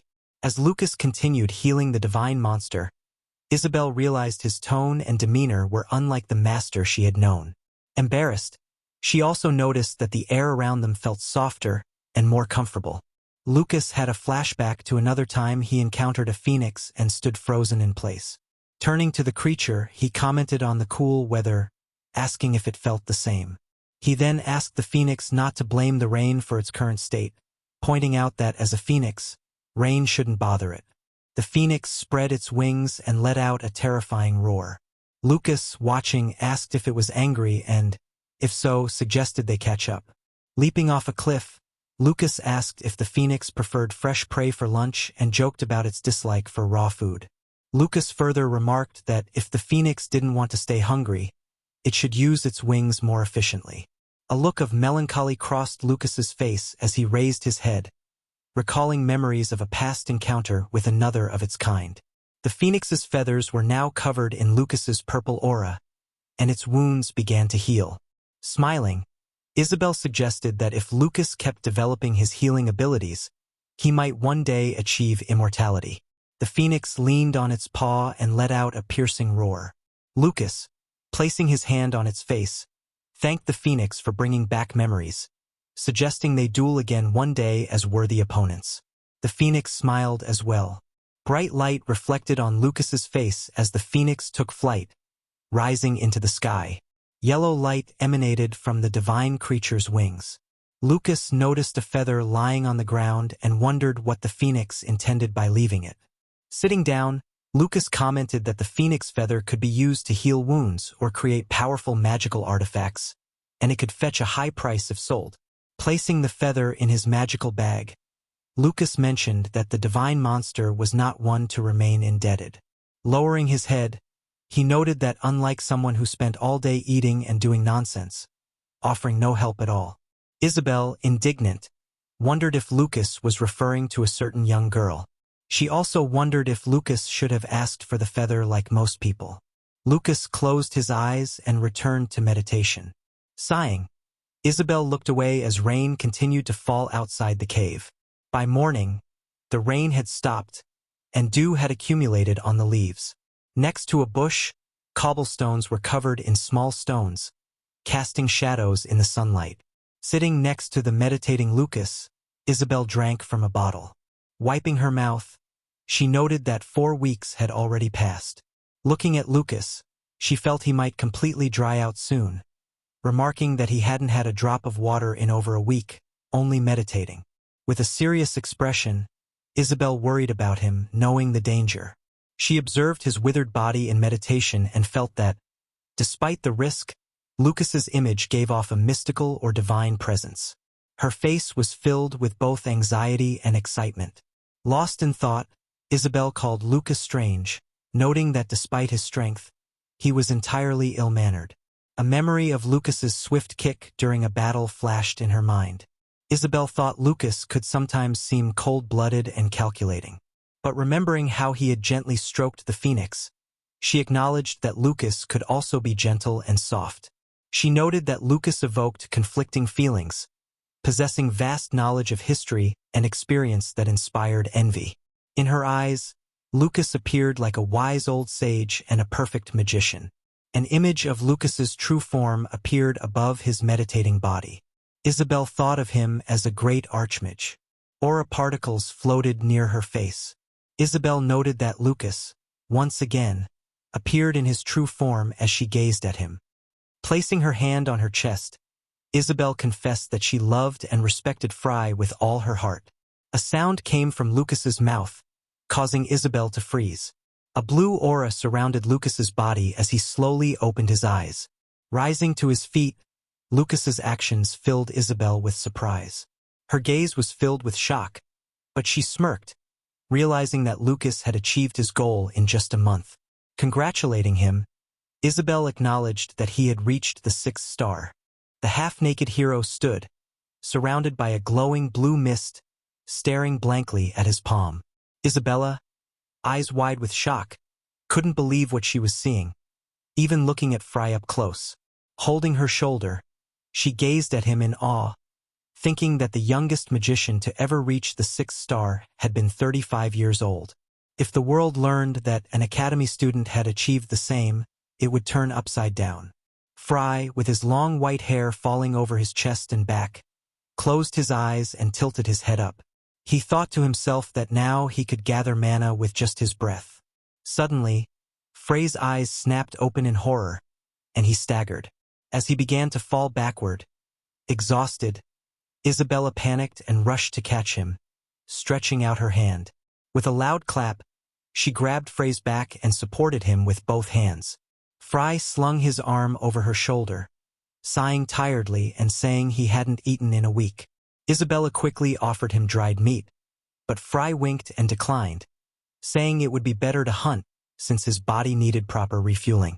When Isabella asked if he was all right, Frey smirked and asked if she knew who she was asking that question to. A waterfall flowed from a rocky hill into a river, its gurgling sounds filling the air. Isabella's mouth opened in surprise, her red eyes wide, while Frey, despite his exhaustion, furrowed his brows slightly. As they looked at the motionless humanoid bulls with axes in their hands lying on the ground, Isabella asked what had happened here. One of the bulls lay face down with its tongue sticking out. As they walked between the corpses, Frey scratched the back of his head and remarked that this was probably why no monsters had bothered them during their training, hinting at the phoenix's protection. Looking at the wounded beast, Frey reflected on how a simple phrase could leave a mark on the soul, and he hoped to meet it again someday. With a soft smile, Frey told Isabella there was no need to hunt. They would eat the monsters and then head straight to Shuhei's dungeon. Suddenly, a deafening scream echoed through the forest and mountains. Frey frowned and turned towards the sound, while Isabella froze, a bead of sweat rolling down her cheek. The scream was human and it was close. Isabella tensed as Frey remarked he was still hungry, but now wasn't the time to eat. Bending his knees, Frey extended his arm, generating powerful air currents around him. Isabella, shocked, looked up as Frey shot into the sky with lightning speed, heading towards the scream. In her panic, Isabella called out Frey's name, but he didn't respond. Left alone, she anxiously asked herself what she should do now. Meanwhile, a red-haired man cried pitifully, pressed against a tree with a blade sticking out of it. A bruised man sobbed, begging for his life, tied to a tree with two other men, both with knives in their heads. Nearby stood a dark-haired man, weapon in hand. Two more prisoners, tied up and exhausted, hung limply with daggers protruding from them. A muscular man with a scar over his eye, flanked by two companions, grinned as he taunted one of them for missing his target despite boasting about his skills. Juan teased a long-haired man with a gold earring about missing such an easy target, and the man angrily blamed it on his hangover. Grabbing a knife from Victor, Juan declared it was his turn now, while Victor looked at him indignantly. Lawrence, a man with black hair and a blonde beard, yelled at them to hurry up and finish. Juan scratched his head and joked that the lion had stopped on him, as Lawrence angrily asked when that woman would finally come. Over a month had passed. Nearby, a man sat by a fire, roasting a chicken, complaining about how long they had been stuck in the mountains. His hand gripped the dagger tightly as he prepared to strike. Juan shouted to his comrades to watch him as he proved his mastery. The tied-up red-haired man howled in fear. Juan threw the blade at him, aiming to hit his mark, but just as the blade approached the prisoner's face, he screamed and shut his eyes, tears streaming down his cheeks. Suddenly, the blade was knocked off course and spun into the air with a loud clang before crashing to the ground. The men, confused, stared at the weapon in disbelief, wondering what had just happened. Victor laughed, clapping Juan on the shoulder, joking that the wind wasn't on his side. Furious, Juan raised his fists, growling angrily, but Victor smirked and told him to calm down. Just then, Victor froze, his eyes widening in shock as he saw someone standing before him. Frey stood there, expressionless, and Victor recoiled in surprise, demanding to know who he was. Pulling out a sickle, Victor yelled angrily, calling Frey a goat. With rage twisting his face, Juan raised his weapon. Frey stared at the robbers with contempt, remaining silent. His gaze shifted briefly to the tied-up men, now dart practice for the gang. He then looked at the terrified red-haired man and concluded that these robbers would be the next bad guys to deal with. Juan approached Frey in shock, while Victor sarcastically marveled at Frey's ability to speak. Suddenly, Juan's expression changed, his eyes widening as he turned to the side. Victor's mouth hung open as red blood spurted from his severed neck. Frey stood calmly, hands in his pockets, as Juan watched in horror. Victor's head flew from his shoulders, and blood spattered through the air. The other robbers froze, mouths agape, as they witnessed the gruesome sight. Lawrence, still holding a piece of chicken, stared in shock. Victor's body slumped to its knees, his severed head lying some distance away. The area was illuminated by the weapon Frey had used, which then disappeared into thin air. Juan, frowning in disbelief, recognized the magic as level 5, specifically a line of light. Frey grinned ominously and greeted the robbers, telling them it was time for their lesson. Isabella wandered through the tall trees, panting heavily as panic gripped her. Her face was slick with sweat, and her breath puffed out in visible clouds of steam. Meanwhile, Frey stood calmly among the corpses of robbers scattered on the ground, his expression peaceful. When Isabella approached him and asked if he had really killed them all, Frey casually replied that he had left one alive and cast a tracking spell on him. He arched an eyebrow sadly, and Isabella's eyes widened in shock. Looking at Lawrence, who stood frozen with his mouth hanging open, missing a tooth, Frey guessed that he was just a lackey, which meant these robbers must have a leader. Isabella, still staring at Frey, asked if he planned on destroying the rest of them. Frey, resting a hand on his waist, explained that he couldn't just turn a blind eye to the way these bandits had killed innocent people for no reason. Mentally, Frey asked the demigod if it really enjoyed watching people kill and hate each other, watching how low humanity could sink. He was ready to scatter their ashes. With a grim look, Frey thought about how trivial and disgusting the things that made the demigod happy were. Just then, the man tied to a tree called out to them in a trembling voice, and they both turned to look at him. The bleeding man, bruised and teary-eyed, asked if they would save him. Frey coldly responded that the man had lost too much blood, so they couldn't take him along. The man screamed, begging Frey to reconsider. Frey, hands still in his pockets, turned away as the man cried out that he couldn't die like this. Isabella glanced at Frey, feeling lost. The man sobbed harder, tears streaming as he confessed that he wanted to apologize to his father before he died. Frey stopped and looked back at the weeping prisoner. The main character asked if the third platoon had been captured by a ghost. A blue-haired man sat near a tree, surrounded by hostile-looking people. A man with a scar over his left eye asked if the man in front of him was drunk. A black-headed man shouted to Captain Karlst that it was all true, claiming he had seen it with his own eyes. The robber described Frey as having long, wild hair and said he appeared out of nowhere, unleashing fury on them. Karlst and a man with round glasses beside him listened in disbelief as the robber yelled that Frey was no ordinary guy, as he was too skilled in battle to even approach. The man with glasses raised his eyebrows as the robber continued, saying that in an instant, all of their group became corpses, scattered everywhere, and he was the only one to escape. Karlst pressed his hand to his lips, frowning thoughtfully. He concluded that Frey was a mage, and the man with glasses quickly agreed. The man added that, based on what happened, Frey was likely capable of a double throw. Karlst, furrowing his thin eyebrows, deduced that Frey was a battle mage. The man nodded and confirmed the assumption. A foot in a metal shoe stomped on the ground with a loud thud. Karlst stood up, clenched his fists, and ordered the robbers to strengthen their borders and signal as soon as the ghost reappeared.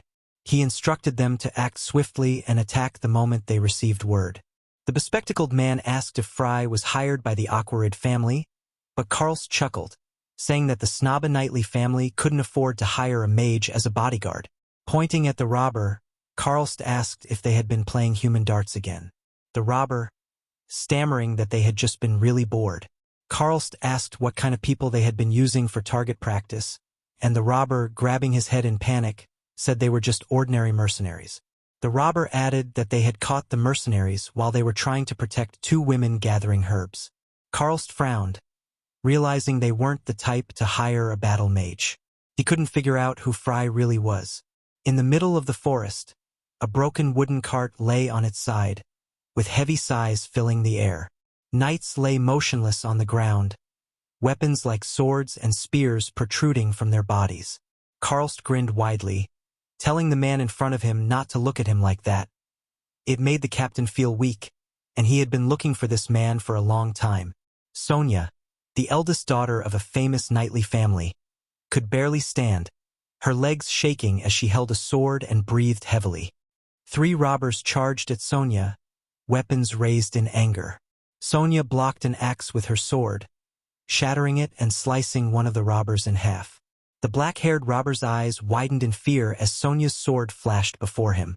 She grinned tensely and sliced half of the robber's head off. After defeating her attackers, Sonia let out a weary sigh. She dragged her sword along the ground as she approached Karlst, ready to strike him down. The captain stood still with his back to her, smiling. Sonia swung her sword, but it clashed with the weapon of a red-haired man wearing glasses. Sweat dripping from her face, Sonia gritted her teeth as the man raised his eyebrows and smirked. Karlst, hands in his cloak pockets, watched as the red-haired man knocked Sonia back with a swift swing of his sword. Sonia slid backward, sticking her sword into the ground to steady herself, breathing heavily from exhaustion. Karlst remarked with fascination that she refused to let go of her sword. As Sonia stood up, the captain smiled and commented that the fire sword from the Lunable Kingdom wasn't just empty boasting. The nuns, tears streaming down their faces, called out to Sonia. Luther, drenched in sweat and gripping his sword, weakly called to her. Sonia, holding her weapon with both hands, glared at the robbers with determination. Karlst raised one corner of his lips, eyeing her with a twisted, perverse grin.